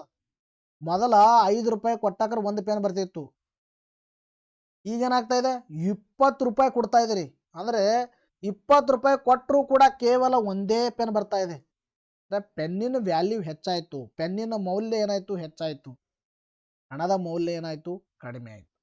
ಸೊ ಅದಕ್ಕೆ ಹಣದುಬ್ಬರ ಸಂದರ್ಭದಲ್ಲಿ ಸರಕು ಮತ್ತು ಸೇವೆಗಳ ಮೌಲ್ಯ ಹೆಚ್ಚಾಗುತ್ತದೆ, ಹಣದ ಮೌಲ್ಯ ಕಡಿಮೆಯಾಗುತ್ತದೆ. ಹಣದ ಪರಿಮಾಣ ಹೆಚ್ಚಾಗಿರುತ್ತೆ. ಹಣದ ಪರಿಮಾಣ ಹೆಚ್ಚಾಗೋದ್ರಿಂದಾಗನೇ ಏನಾಗ್ತಾ ಇದೆ? ಹಣದುಬ್ಬರ ಆಗ್ತಾ ಇದೆ. ಅರ್ಥ ಆಯ್ತಾ? ಇನ್ನು ಸರಕು ಮತ್ತು ಸೇವೆಗಳ ಒಂದು ಕ್ವಾಂಟಿಟಿ ಏನೇನಿರ್ಬೋದು? ಸೇಮ್ ಆದರೂ ಇರ್ಬೋದು ಅಥವಾ ಡಿಕ್ರೀಸ್ ಆದರೂ ಇರ್ಬೋದು. This is very very important information. ಇಷ್ಟು ನೀಟಾಗಿ ಇನ್ಫಾರ್ಮೇಷನ್ನು ನಿಮಗೆ ಎಲ್ಲಿ ಸಿಗಲ್ಲ. ಇಷ್ಟು ನೀಟಾಗಿ ಹೇಳ್ತಾ ಇದ್ದೀನಿ ನಾನು. ಇನ್ಫ್ಲೇಷನ್ ಅರ್ಥ ಆಯ್ತಾ? ಇದು ನಿಮಗೆ ಮುಂದೆ ಟಚ್-ಅಪ್ಪಲ್ಲಿ ಇರಲಿ ಅನ್ನೋ ಉದ್ದೇಶದಿಂದಾಗಿ ನಾನೇನು ಕ್ಲಾಸ್ ಮಾಡ್ತೀನಿ, ಸ್ವಲ್ಪ ಗೊತ್ತಾಗಲಿ ಅನ್ನೋ ಉದ್ದೇಶದಿಂದಾಗಿ ಇದನ್ನು ನಾನು ಏನು ಮಾಡ್ತಾ ಇದ್ದೀನಿ, ನಿಮಗೆ ಎಕ್ಸ್ಪ್ಲೈನನ್ನು ಮಾಡ್ತಾ ಇದ್ದೀನಿ. ಈಗ repo rate, reverse repo rate ಎಲ್ಲ ಹೇಳ್ತೀನಿ ನಾನು. ಇದೆಲ್ಲ ನಿಮಗೆ ಕಾನ್ಸೆಪ್ಟ್ ಗೊತ್ತಿರಬೇಕು. ಗೊತ್ತಿದ್ದಾಗ ಮಾತ್ರ ಅವಾಗ ನಿಮಗೆ ಏನಾಗುತ್ತೆ, RBI ಏನು ಮಾಡುತ್ತೆ? ಹಣದುಬ್ಬರ ನಿಯಂತ್ರಣ ಮಾಡುತ್ತೆ. ಹಣದುಬ್ಬರ ಅಂದ್ರೆ ಏನು ಅಂತ ಹೇಳಿದೆ. ಹಣದುಬ್ಬರ ನಿಯಂತ್ರಣ ಮಾಡೋಕ್ಕಾದ್ರ ಹತ್ರ ಸಲಕರಣೆಗಳವ. ಆ ಸಲಕರಣೆಗಳು ಏನು ಮಾಡಿದ್ರು, ಚೇಂಜ್ ಮಾಡೋದ್ರಿಂದ ಏನಾಗ್ತಾ ಇದೆ ಅನ್ನೋದಕ್ಕೆ ನಿಮಗೆ ಏನು ಮಾಡ್ತಾ ಇದ್ದೀನಿ, ನಾನು ಇದು ಎಕ್ಸ್ಪ್ಲನೇಷನನ್ನು ಕೊಡ್ತಾ ಇದ್ದೀನಿ. ಅದಾಯ್ತಾ? ಹಣದುಬ್ಬರ ಏನಾಯಿತು? ಇಲ್ಲಿ ಹಣದುಬ್ಬರ ಅಂದ್ರೆ ಏನಾಯಿತು ಗೊತ್ತಾಯಿತು. ಹಣದುಬ್ಬರ ಸಂದರ್ಭದಲ್ಲಿ ಹಣದ ಮೌಲ್ಯ ಏನಾಯಿತು ಅಂತಕ್ಕಂಥದ್ದು ಗೊತ್ತಾಯಿತು. ಹಾಗಾದರೆ ಪ್ರಶ್ನೆ ಬರುತ್ತೆ, ಹೀಗೆ ಯಾಕೆ ಆಗ್ತಾ ಇದೆ? Why this is happening? ಯಾಕೆ ಹೀಗೆ ಆಗ್ತಾ ಇದೆ ಅಂತಕ್ಕಂಥ ಪ್ರಶ್ನೆ. ನೋಡಿ, ಯಾಕೆ ಆಗ್ತಾ ಇದೆ ಅಂತಕ್ಕಂಥದ್ದು ಅರ್ಥ ಆಯ್ತಾ? ಏನಾಗ್ತಾ ಇತ್ತಂದರೆ, ನಾನು ನಿಮಗೆ ಏನು ಹೇಳಿದೆ, ಇಲ್ಲಿ ಯಾಕೆ ಹಿಂಗೆ ಆಗುತ್ತಂದರೆ, ಫಾರ್ ಎಕ್ಸಾಂಪಲ್ಲು ಎ ಅಂತಕ್ಕಂಥ ಒಬ್ಬ ವ್ಯಕ್ತಿ ಇದ್ದಾನೆ, ಬಿ ಅಂತಕ್ಕಂಥ ಒಬ್ಬ ವ್ಯಕ್ತಿ ಇದ್ದಾನೆ, ಸಿ ಅಂತಕ್ಕಂಥ ಒಬ್ಬ ವ್ಯಕ್ತಿ ಇದ್ದಾನೆ. ಎ ಹತ್ರ ಮೊದಲು ಎಷ್ಟಂದರೆ 10 ರೂಪಾಯಿ ಇದೆ. ಅರ್ಥ ಆಯ್ತಾ? 10 ರೂಪಾಯಿ. ಇವನ ಹತ್ರ ಎಷ್ಟು? 20 ರೂಪಾಯಿ. ಇವನ ಹತ್ರ ಎಷ್ಟು? 30 ರೂಪಾಯಿ. ಅರ್ಥ ಆಯ್ತಾ? ಅರ್ಥ ಆಯ್ತಾ? ಇಫ್ ಸಪೋಸ್ ಇವಂದು ಏದ ಹತ್ರ ಈಗ 40 ರೂಪಾಯಿ ಆಯಿತು. ಇವನ ಹತ್ರ ಎಷ್ಟು? 25 ರೂಪಾಯಿ ಆಯಿತು. ಇವನ ಹತ್ರ ಎಷ್ಟಾಯಿತು? 35 ರೂಪಾಯಿ ಆಯಿತು. ಈ ಥರ ನಾನು ಎಕ್ಸಾಂಪಲ್ನ ತಗೋತಾ ಇದ್ದೀನಿ. ಇದು ನಿಮಗೆ ಏನಂದ್ರೆ 10 ರೂಪಾಯಿ 20 ರೂಪಾಯಿ ಎಲ್ಲ ಇದು ಈ ತರ ಇದ್ದದ್ದು ಸಿಚುವೇಶನ್ ಜನವರಿಯಲ್ಲಿ ಜನವರಿಯಲ್ಲಿ ಜನವರಿಯಲ್ಲಿ ಜಾನಲ್ಲಿ ಈ ತರ ಅವ್ರ ಬಳಿ ಅಮೌಂಟ್ ಇರೋದು ಯಾವಾಗಂದ್ರೆ ಫೆಬ್ರವರಿಯಲ್ಲಿ ಇತ್ತ ಅನ್ಕೋಣ ಟೈಮಿಂಗ್ ಇತ್ತು. ಈಗ ನೀವು ಗಮನಿಸಬೇಕಾಗಿರ್ತಕ್ಕಂಥ ವಿಷಯ ಏನಂದ್ರೆ 10 ಇದು 45 20 25 30 35 ನೋಡಿ ಫಸ್ಟ್ ಒಂದು ಪೆನ್ನನ್ನು ಖರೀದಿ ಮಾಡಕ್ಕೆ ಹೋಗ್ತಾರೆ. ಎಕ್ಸಾಂಪಲ್ ತಗೋತಾ ಇದ್ದೀನಿ ನಾನು. ಪೆನ್ನನ್ನು ಖರೀದಿ ಮಾಡಕ್ಕೆ ಹೋದಕ್ರ ಏನಂತಾನ ಎ ನೋಡಿ ನಾನು 10 ರೂಪಾಯಿ ಕೊಡ್ತೀನಿ ಅಂತ ಹೇಳ್ತಾನ. 10 ರೂಪಾಯಿ ಕೊಡ್ತಾನ. ಬಿ ಏನು ಹೇಳ್ತಾನ ನಾನು 20 ರೂಪಾಯಿ ಕೊಡ್ತೀನಿ ಒಂದು ಪೆನ್ನಿಗೆ. 20 ರೂಪಾಯಿ ಕೊಡ್ತೀನಿ ನಾನು ಒಂದು ಪೆನ್ನಿಗೆ. ಸಿ ಏನು ಹೇಳ್ತಾನ ಇಲ್ಲ ನಾ 30 ರೂಪಾಯಿ ಕೊಡ್ತೀನಿ ಒಂದು ಪೆನ್ನಿಗೆ ಅಂತ ಹೇಳ್ತಾನ ಅವನು. 30 ರೂಪಾಯಿ. ಹಂಗಂದ್ರೆ ಏನಾಯ್ತು ನೋಡಿ, ಒಂದೇ ಪೆನ್ ಬೆಲೆ ಇವರೆಲ್ಲ ಏನು ಮಾಡ್ತಾ ಇದ್ದಾರೆ, ನಾನು 10 ರೂಪಾಯಿ ಕೊಡ್ತೀನಿ, ನಾನು 20 ಕೊಡ್ತೀನಿ, ನಾನು 30 ಕೊಡ್ತೀನಿ ಅಂತ ಹೇಳ್ತಾ ಇದ್ದಾರೆ. ಅರ್ಥ ಭಾಳ ಶ್ರೀಮಂತ ಆಗ್ಬಿಟ್ರಿ ಇವರು. ಇನ್ನು ಅದೇ ನೆಕ್ಸ್ಟ್ ಏನಂದ್ರೆ ನೆಕ್ಸ್ಟ್ ಇದೇನಾಯ್ತು, ಇದು this is the case in Janu hypothetically take ಪೆನ್ನಿನ production ಏನೂ ಆಗಲಿಲ್ಲ, ಪೆನ್ ಎಷ್ಟಿದ್ದು ಅಷ್ಟೇ ಪ್ರೊಡಕ್ಷನ್ ಆಗಿದೆ ಅಂತ. ನೆಕ್ಸ್ಟ್ ಅದೇ ಪೆನ್ನಿನ ವ್ಯಾಲ್ಯೂ ಏನು ಹೇಳ್ತಾನ, ಸಿ ಏನು ಹೇಳ್ತಾನ ನಾ 30, ಇದು ಏನು ಹೇಳ್ತಾನ ಬಿ ಏನು ಹೇಳ್ತಾನ ನಾ 25 ರೂಪಾಯಿ ಕೊಡ್ತೀನಿ ಅಂತ ಹೇಳ್ತಾನ. ಸಿ ಏನು ಹೇಳ್ತಾನ ಇಲ್ಲ ನಾನು 35 ಕೊಡ್ತೀನಿ ಅಂತ ಹೇಳ್ತಾನ. ಈಗ ಏನು ಹೇಳ್ತಾನ ನಾನು 35 ಕೊಡಲ್ಲ 40 ರೂಪಾಯಿ ಕೊಡ್ತೀನಿ ಅಂತ ಹೇಳ್ತಾನೆ. ಸೊ ಹಾಗಾದ್ರೆ ಏನಾಗ್ತಾ ಇದೆ ಇಲ್ಲಿ, ಹಣದ ಮೌಲ್ಯ ಹಣದುಬ್ಬರ ಮೌಲ್ಯ ಏನಾಗ್ತಾ ಇದೆ, ಕಡಿಮೆ ಆಗ್ತಾ ಇದೆ. ವ್ಯಾಲ್ಯೂ ಆಫ್ ಮನಿ ಏನಾಗ್ತಾ ಇದೆ, ವ್ಯಾಲ್ಯೂ ಆಫ್ ಮನಿ ಡಿಕ್ರೀಸ್ ಆಗ್ತಾ ಇದೆ. ಯಾಕೆ ಡಿಕ್ರೀಸ್ ಆಗ್ತಾ ಇದೆ, ಇಲ್ಲಿ 40 ರೂಪಾಯಿ ಕೊಟ್ಟರು ಕೂಡ ಒಂದೇ ಪೆನ್ ಬರ್ತಾ ಇದೆ. ಇನ್ನು ವ್ಯಾಲ್ಯೂ ಆಫ್ ಒಂದು ಗೂಡ್ಸ್ ಆ್ಯಂಡ್ ಸರ್ವಿಸಸ್ ಏನಾಗ್ತಾ ಇದೆ, ಇನ್ಕ್ರೀಸ್ ಆಗ್ತಾ ಇದೆ. ಇನ್ನು ಗಮನಿಸಬೇಕು, ಕ್ವಾಂಟಿಟಿ ಆಫ್ ಮನಿ ಏನಾಗ್ತಾ ಇದೆ, ಇನ್ಕ್ರೀಸ್ ಆಗ್ತಾ ಇದೆ. ಇನ್ನು quantity of goods and services remains same. ಅರ್ಥ ಆಯ್ತಾ? ಅದಕ್ಕೆ ಹಣದುಬ್ಬರ ಅಂತ. ಅದರ ಅರ್ಥ ಏನಂತಂದ್ರೆ ಇಲ್ಲಿ ಹಣದುಬ್ಬರ ಆಲತ್ತದ ಅಂತ ಅರ್ಥ. ಹಣದುಬ್ಬರ ಯಾಕಾಯ್ತಂದ್ರೆ ಇವ್ರ ಹತ್ರ ಹಣ ಏನಾಗಿದೆ, ಹೆಚ್ಚಾಗಿದೆ. ಇವ್ರ ಹತ್ರ ಹಣ ಹೆಚ್ಚಾಗಿದೆ ಅಂದ್ರೆ ಇವ್ರು ಎಲ್ಲಿದ್ದಾರೆ, ಇವರು ಮಾರುಕಟ್ಟೆಯಲ್ಲಿದ್ದಾರೆ. ಎಲ್ಲಿದ್ದಾರೆ, ಮಾರುಕಟ್ಟೆಯಲ್ಲಿ. So you have to remember one fact, ಮಾರುಕಟ್ಟೆಯಲ್ಲಿ ಹಣದ ಪ್ರಮಾಣ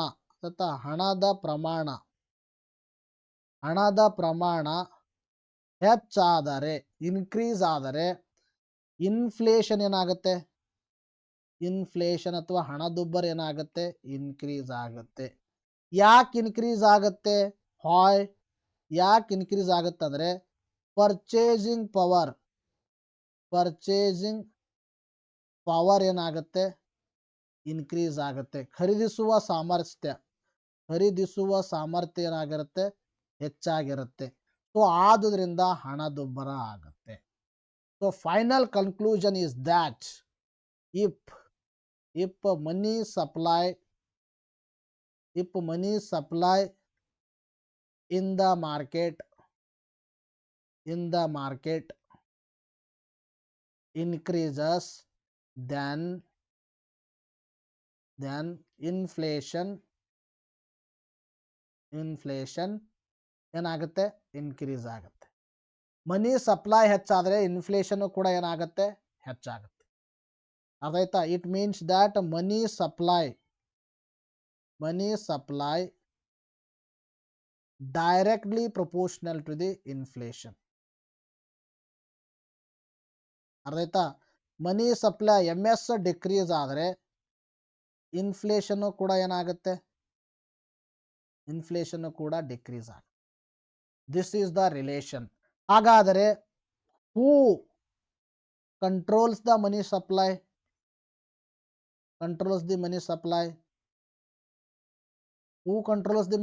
ಮನಿ ಸಪ್ಲೈ ಯಾರು ರೆಗ್ಯುಲೇಟ್ ಮಾಡ್ತಾರ?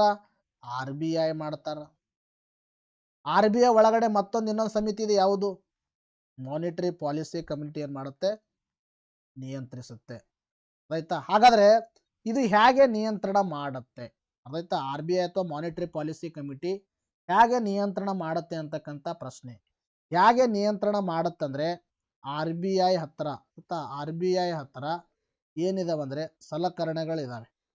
ಎಷ್ಟು ತರ ಸಲಕರಣೆಗಳು? 2 ತರ ಸಲಕರಣೆಗಳು. ಒಂದೇನಿದಾವೆ ಅಂದರೆ ಕ್ವಾಲಿಟ್ಯಾಟಿವ್ ಇನ್ಸ್ಟ್ರೂಮೆಂಟ್.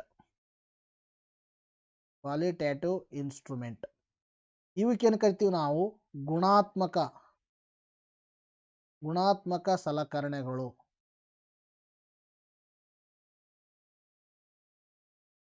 ಇನ್ನೊಂದು ಯಾವುದಂದ್ರೆ ಕ್ವಾಂಟಿಟ್ಯಾಟಿವ್ ಇನ್ಸ್ಟ್ರೂಮೆಂಟ್. ಅರ್ಥ ಆಯ್ತಾ? ಇವಕ್ಕೆ ಏನು ಕರಿತೀವಿ ಅಂದರೆ ನಾವು ಕನ್ನಡದಲ್ಲಿ ಪರಿಮಾಣಾತ್ಮಕ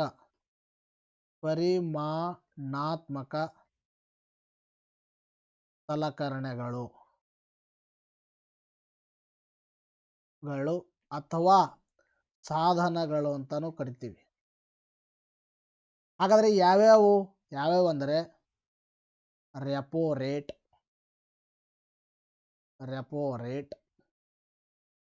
reverse repo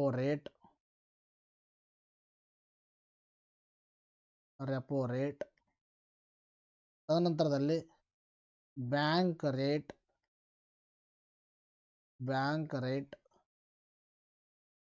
statutory liquidity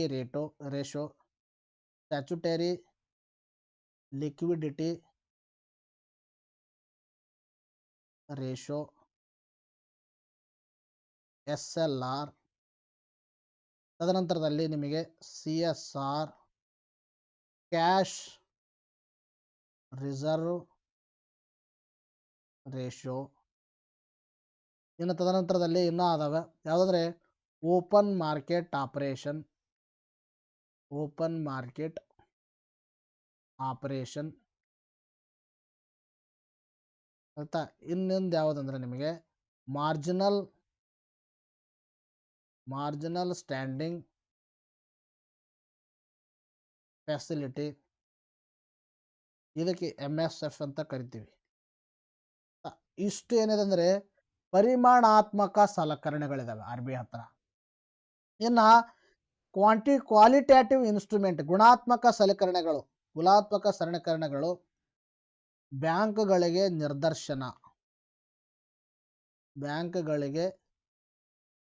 RBI ಇಂದ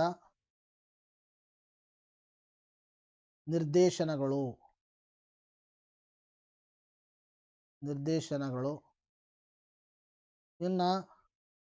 ಇನ್ನೊಂದು ಯಾವುದಂದ್ರೆ ಮಾರಲ್ ಸುವಾಸನ್ ಅಂತ ಬರುತ್ತೆ.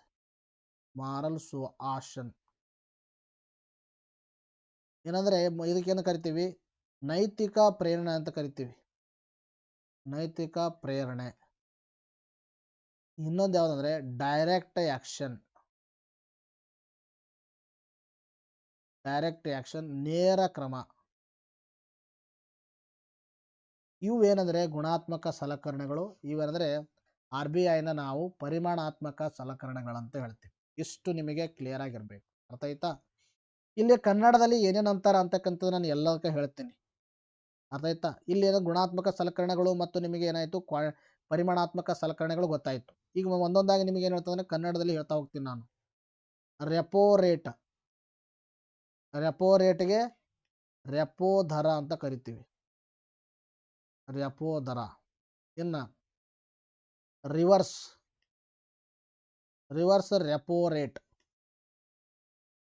ರೆಪೋ ರೇಟ್ಗೆ ಏನಂತ ಕರಿತೀವಿ ಸೇಮ್ ರಿವರ್ಸ್ ರೆಪೋ ದರ. ತದನಂತರದಲ್ಲಿ ಇನ್ನು ಕ್ಯಾಶ್ ರಿಸರ್ವ್ ರೇಷೋ, ನಗದು ಮೀಸಲು ಅನುಪಾತ.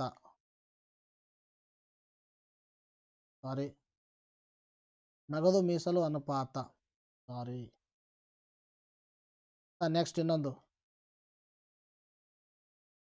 SLR ಸ್ಟ್ಯಾಚ್ಯುಟರಿ ಲಿಕ್ವಿಡಿಟಿ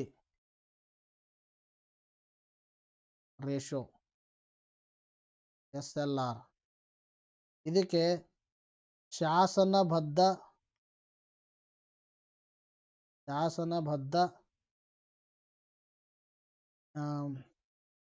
ನಿಮಗೆ ದ್ರವ್ಯತೆ ಅನುಪಾತ ಅಂತ ಕರಿತೀವಿ. ದ್ರವ್ಯತೆ ಅನುಪಾತ. ಅರ್ಥ ಆಯ್ತಾ? ಇನ್ನು ಬ್ಯಾಂಕ್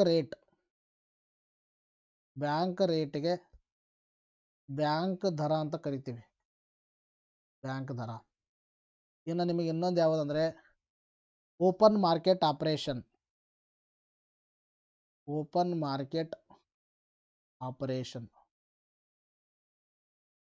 ಇದಕ್ಕೇನು ಕರಿತೀವಿ ನಾವು? ಮುಕ್ತ ಮಾರುಕಟ್ಟೆ ಕಾರ್ಯಾಚರಣೆ ಅಂತ ಕರಿತೀವಿ. ಮುಕ್ತ ಮಾರುಕಟ್ಟೆ ಕಾರ್ಯಾಚರಣೆ. ಇವೆಲ್ಲ ನಿಮಗೆ ಏನಂದ್ರೆ ಕನ್ನಡದಲ್ಲೂ ಗೊತ್ತಿರಬೇಕು, ಇಂಗ್ಲಿಷ್ನಲ್ಲೂ ಗೊತ್ತಿರಬೇಕು. ಸುಮಾರು ಬಾರಿ ಪ್ರಶ್ನೆ ಕೇಳಿದ್ರೆ ಇವುಗಳೇ ಅನ್ಲಿಮಿಟೆಡ್ ಟೈಮ್ಸ್. ಈ ಸಲಕರಣೆಗಳ ಮುಖಾಂತರ RBI ಯಾವ ತರ ಒಂದು ಈ ಲಿಕ್ವಿಡಿಟಿ ಅಥವಾ ದ್ರವ್ಯತೆಯನ್ನ ಅಥವಾ ಮನಿ ಸಪ್ಲೈಯನ್ನ ನಿಯಂತ್ರಣ ಮಾಡುತ್ತೆ ಅಂತಕ್ಕಂಥದ್ದು ಪ್ರಶ್ನೆ. ಅದನ್ನ ನಿಮಗೆಲ್ಲ ನಾನು ಮುಂದಿನ ಕ್ಲಾಸಲ್ಲಿ ಹೇಳ್ತೀನಿ ಯಾವ ತರ ನಿಯಂತ್ರಣ ಮಾಡುತ್ತೆ ಅಂತಕ್ಕಂಥದ್ದನ್ನ. ಬಟ್ ಇಲ್ಲಿವರೆಗೆ ಏನು ಹೇಳಿದೆವು ಅದನ್ನು ನಾವು ಏನು ಮಾಡೋಣ ಅಂದರೆ ಸ್ಲೈಡಲ್ಲಿ ನೋಡೋಣ. ನಿಮಗೆ ಏನು ಹೇಳಿದೆ ನಾನು? ಹಣಕಾಸು ನೀತಿ ಬಗ್ಗೆ ಹೇಳಿದೆ, ಮಾನಿಟರಿ ಪಾಲಿಸಿ ಅಂತ ಹೇಳಿದೆ. ಅರ್ಥವ್ಯವಸ್ಥೆಯಲ್ಲಿ ಹಣದ ಪೂರೈಕೆ ಮತ್ತು ಬೇಡಿಕೆಯನ್ನು ನಿಯಂತ್ರಿಸುವ ಮೂಲಕ RBI ಏನು ಮಾಡುತ್ತೆ? ಅನುಸರಿಸುವ ನೀತಿಯನ್ನು ಹಣಕಾಸು ನೀತಿ ಅಂತ ಕರಿತೀವಿ. ಅರ್ಥವ್ಯವಸ್ಥೆಯಲ್ಲಿ ಹಣದ ಪೂರೈಕೆ ಮನಿ ಸಪ್ಲೈಯನ್ನು ಏನು ಮಾಡುತ್ತೆ? RBI ನಿಯಂತ್ರಣ ಮಾಡುತ್ತೆ. ಸೊ ಆ ಮನಿ ಸಪ್ಲೈ ನಿಯಂತ್ರಣ ಏನು ಮಾಡುತ್ತೆ ನೋಡ್ರಿ? ಮನಿ ಸಪ್ಲೈ ಅದಕ್ಕೆ ನಿಯಂತ್ರಣ ಮಾಡುತ್ತೆ? ಹಣದುಬ್ಬರ ನಿಯಂತ್ರಣ ಮಾಡಕ್ಕೆ. ಅದಕ್ಕೆ ಹಣದುಬ್ಬರ ನಿಯಂತ್ರಿಸಲು ಮನಿ ಸಪ್ಲೈ ರೆಗ್ಯುಲೇಟ್ ಮಾಡುತ್ತೆ RBI. ಸೊ ಅದಕ್ಕೆ ನಾವೇನು ಕರಿತೀವಿ? ಹಣಕಾಸು ನೀತಿ ಅಂತ ಕರಿತೀವಿ. ಹಣಕಾಸು ನೀತಿ ಆರ್ಥಿಕ ಸ್ಥಿರತೆಯ ಪ್ರಮುಖ ಸಾಧನವಾಗಿದೆ. ಅಂದರೆ ಆರ್ಥಿಕ ಸ್ಥಿರತೆ, ಎಕನಾಮಿಯನ್ನು ಸ್ಟೇಬಲ್ ಆಗಿ ಇಡೋದು ಪ್ರಮುಖ ಇದರ ಉದ್ದೇಶ. ಹಣಕಾಸು ನೀತಿಯ ಪ್ರಮುಖ ಉದ್ದೇಶ ಆರ್ಥಿಕ ಸ್ಥಿರತೆಯೊಂದಿಗೆ ಆರ್ಥಿಕ ಅಭಿವೃದ್ಧಿಯನ್ನು ಸಾಧಿಸುವುದು. ಅರ್ಥ ನೋಟ್ ಗೊತ್ತಿರಬೇಕು ನಿಮಗೇನಂದ್ರೆ ಫಿಸ್ಕಲ್ ಪಾಲಿಸಿ ಅಂತಕ್ಕಂಥದ್ದು. Fiscal policy is created by, ಅಥವಾ ಒಂದು ಫಿಸ್ಕಲ್ ನೀತಿಯನ್ನು ರೂಪಿಸುವ ಯಾರಂದ್ರೆ ಭಾರತ ಸರ್ಕಾರ. ಆಯ್ತಾ? ಇನ್ನು ಮಾನಿಟರಿ ಪಾಲಿಸಿಯನ್ನು ರೂಪಿಸುವ ಯಾರಂದ್ರೆ RBI, particularly monetary policy committee that is with in under the RBI.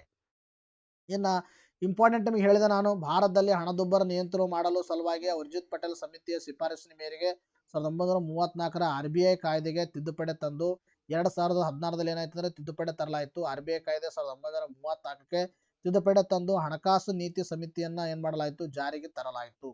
ಹಣಕಾಸು ನೀತಿ ಸಮಿತಿ 2016ರಲ್ಲಿ ಉರ್ಜಿತ್ ಪಟೇಲ್ ಸಮಿತಿಯ ಶಿಫಾರಸಿನ ಮೇರೆಗೆ. ಇನ್ನು ಮಾನಿಟರಿ ಪಾಲಿಸಿ ಕಮಿಟಿಯಲ್ಲಿ ಹೇಳಿದ್ರೆ ನಿಮಗೆ ಆರ್ಥಿಕ ಸ್ಥಿರತೆಯೊಂದಿಗೆ ಹಣದುಬ್ಬರ ನಿಯಂತ್ರಣ ಮಾಡೋದು ಇದರ ಪ್ರಮುಖ ಉದ್ದೇಶ. 2016ರಲ್ಲಿ ಸ್ಥಾಪನೆ ಆಯಿತು. ಸಂಬಂಧಿಸಿದ ಸಮಿತಿ ಉರ್ಜಿತ್ ಪಟೇಲ್ ಸಮಿತಿ. ಒಟ್ಟು ಸದಸ್ಯರು 6 ಜನ. ಅದರಲ್ಲಿ ಒಬ್ಬರು ಗವರ್ನರು, ಒಬ್ಬ ಡೆಪ್ಯೂಟಿ ಗವರ್ನರು, 4 ಜನ ಭಾರತ ಸರ್ಕಾರದಿಂದ ನೇಮಕ ಮಾಡಲಾಗುತ್ತೆ. ಹೇಳಿದ್ದೀನಿ ಎಲ್ಲ ಕ್ಲಿಯರ್ ಆಗಿ ನಿಮಗೆ. ಇನ್ನು ಹಣಕಾಸು ಸಮಿತಿ ವರ್ಷದಲ್ಲಿ 4 ಬಾರಿ ಸಭೆ ಸೇರುತ್ತದೆ. ಅಂದರೆ 4 ಬಾರಿ ಅಂದರೆ 3 ತಿಂಗಳಿಗೆ ಒಂದು ಬಾರಿ.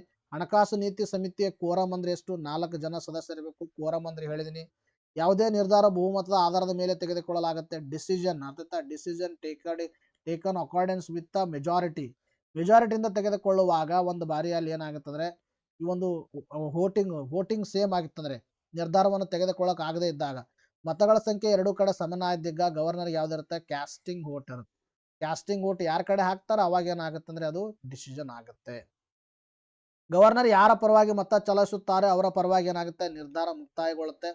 ಇನ್ನು ಹಣಕಾಸು ಸಮಿತಿಯ ಅಧ್ಯಕ್ಷರು RBI ಗವರ್ನರ್ ಆಗಿರ್ತಾರೆ. ಹಣಕಾಸು ಸಮಿತಿಯ ಅಧ್ಯಕ್ಷರು ಯಾರಾಗಿರ್ತಾರ? RBI ಗವರ್ನರ್ ಹೇಳಿದೀನಿ. ಇನ್ನು RBI ಹತ್ರ ಹಣಕಾಸು ನೀತಿಯ ಸಾಧನಗಳಿದಾವೆ. RBI ಏನ್ ಮಾಡುತ್ತೆ? ಮಾನಿಟರಿ ಪಾಲಿಸಿಯನ್ನು ಏನ್ ಮಾಡುತ್ತೆ? ಅನುಸರಿಸುತ್ತೆ. ಮಾನಿಟರಿ ಪಾಲಿಸಿ ಅದಕ್ಕೆ ಒಂದು ಮನಿ ಸಪ್ಲೈ ನಿಯಂತ್ರಣ ಮಾಡಿ ಏನ್ ಮಾಡುತ್ತೆ? ಹಣದುಬ್ಬರ ನಿಯಂತ್ರಣ ಮಾಡಕ್ಕೆ. ಸೊ ಹಾಗಾದ್ರೆ ಇದ್ರ ಹತ್ರ ಏನಿದಾವೆ? ಸಾಧನಗಳಿದಾವೆ. ಸಾಧನಗಳು ಪರಿಮಾಣಾತ್ಮಕ ಒಂದು ಸಾಧನಗಳು, ಗುಣಾತ್ಮಕ ಸಾಧನಗಳು ಅಂತ ಕ್ವಾಂಟಿಟೇಟಿವ್ ಇನ್ಸ್ಟ್ರೂಮೆಂಟು, ಕ್ವಾಲಿಟೇಟಿವ್ ಇನ್ಸ್ಟ್ರೂಮೆಂಟ್ ಅಂತ ಹೇಳ್ತೀವಿ. ಒಂದೊಂದಾಗಿ ನೋಡ್ತಾ ಬಂದಾಗ ಇಲ್ಲಿ ಏನಂದ್ರೆ ಪರಿಮಾಣಾತ್ಮಕ ಸಾಧನಗಳು ಕ್ವಾಂಟಿಟೇಟಿವ್ ಇನ್ಸ್ಟ್ರೂಮೆಂಟು, ಬ್ಯಾಂಕ್ ದರ, ಬ್ಯಾಂಕ್ ರೇಟ್ ಅಂತ ಕರಿತೀವಿ. ರೆಪೋ ದರ, ರೆಪೋ ರೇಟ್ ಅಂತ ಕರಿತೀವಿ.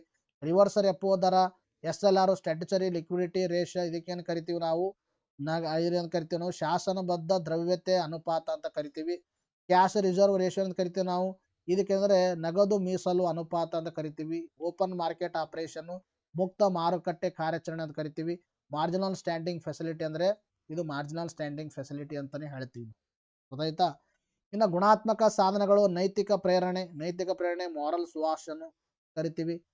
ಮಾರಲ್ ಸುವಾಸನ್ ತದನಂತರದಲ್ಲಿ ಪ್ರಚಾರ ಅರ್ಥ ಪಬ್ಲಿಸಿಟಿ ಅಂತ ಹೇಳ್ತೀವಿ, ಪಬ್ಲಿಸಿಟಿ. ನೇರಕ್ರಮ ಅಂದರೆ ಡೈರೆಕ್ಟ್ ಆ್ಯಕ್ಷನು. ಇನ್ನು ವಾಣಿಜ್ಯ ಬ್ಯಾಂಕ್ ನಿರ್ದೇಶನ ಅಂದರೆ ಡೈರೆಕ್ಷನ್ಸ್ಗಳನ್ನು ಕೊಡೋದು. ಇದು ಏನಂದರೆ ಇವುಗಳನ್ನು ಗುಣಾತ್ಮಕ ಸಾಧನಗಳಂತ ನಾವು ಹೇಳ್ತೀವಿ. ಸೊ ಇಷ್ಟು ಮಾಹಿತಿ ನಿಮಗೆ ಕ್ಲಿಯರ್ ಇರಬೇಕು. ಮುಂದಿನ ಕ್ಲಾಸಲ್ಲಿ ನಾವು ಏನು ನೋಡೋಣ ಅಂದರೆ ಈ ಒಂದು ಸಾಧನಗಳ ಮುಖಾಂತರ ಮನಿ ಸಪ್ಲೈ ಯಾವ ಥರ ನಿಯಂತ್ರಣ ಮಾಡುತ್ತೆ, ಹಣದುಬ್ಬರ ಯಾವ ಥರ ನಿಯಂತ್ರಣವಾಗುತ್ತೆ, ಇನ್ನು ಆರ್ಥಿಕ ಸ್ಥಿರತೆಯನ್ನು ಯಾವ ಥರ ಕಾಪಾಡುತ್ತೆ ಅನ್ನೋದು ಮುಂದಿನ ಕ್ಲಾಸಲ್ಲಿ ನಾವೇನು ಮಾಡೋಣ, ಡಿಸ್ಕಷನ್ ಮಾಡೋಣ. ನೋಡಿ, ಎಷ್ಟು ಕ್ವಾಲಿಟೇಟಿವ್ ಕ್ಲಾಸ್ಗಳನ್ನು ಕೊಡ್ತಾ ಇದ್ದೀವಿ. ನಿಮ್ಮ ಫ್ರೆಂಡ್ಸ್ಗಳಿಗೂ ಕೂಡ ಇನ್ಫಾರ್ಮ್ ಮಾಡಿ. ಯಾರು ಹೊಸದಾಗಿ ನೀವು ಎಕನಾಮಿಕ್ಸ್ ಓದ್ತಾ ಇದ್ರಿ, ಯಾರು ಮುಂದೆ ಬರ್ತಕ್ಕಂಥ ಟೀಚರ್ ಎಕ್ಸಾಮಿನೇಷನ್ಗೂ ಕೂಡ ಎಕನಾಮಿಕ್ಸ್ ಓದ್ತಾ ಇದ್ರಿ, ಎಲ್ಲರಿಗೂ ಹೆಲ್ಪ್ ಆಗೋ ದೃಷ್ಟಿಯಿಂದಾಗಿ ಇನ್ ಡೆಪ್ತ್ ಆಗಿ ಕೊಡ್ತಾ ಇದ್ದೀವಿ ಕ್ಲಾಸ್. ಎಸ್ ಫ್ರೆಂಡ್ಸ್, ಇವತ್ತಿಗೆ ಮುಗಿಸೋಣ. ಮತ್ತು ಇನ್ನೊಂದು, ನೀವು ಯಾರು ನಮ್ಮ ಒಂದು ಚಾನಲ್ ಮೆಂಬರ್ಶಿಪ್ಪನ್ನು ತೊಗೊಂಡಿಲ್ಲ, ಆಯಿತಾ, ಮೆಂಬರ್ಶಿಪ್ಪನ್ನು ತೊಗೊಂಡಿಲ್ಲ, ಮೆಂಬರ್ಶಿಪ್ ತೊಗೋಬೋದು. ಎಕನಾಮಿಕ್ಸದು ಕೇವಲ 159 ಅಲ್ಲಿ ನಿಮಗೆ ಎಂಟೈರ್ ಎಕನಾಮಿಕ್ಸನ್ನು ಕವರ್ ಮಾಡಿಕೊಡ್ತೀವಿ. ಎಂಟೈರ್ ಎಕನಾಮಿಕ್ಸ್ ಇನ್ 159 ರುಪೀಸ್. ನೋಡಿ, ಇಷ್ಟು ನೀಟಾಗಿ ನಿಮಗೆ ಕೊಡ್ತಾ ಇದ್ದೀವಿ.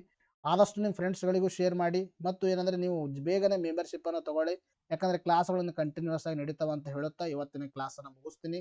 ಮತ್ತೆ ಮುಂದಿನ ಕ್ಲಾಸಲ್ಲಿ ಭೇಟಿಯಾಗೋಣ. Thank you friends, take care, bye.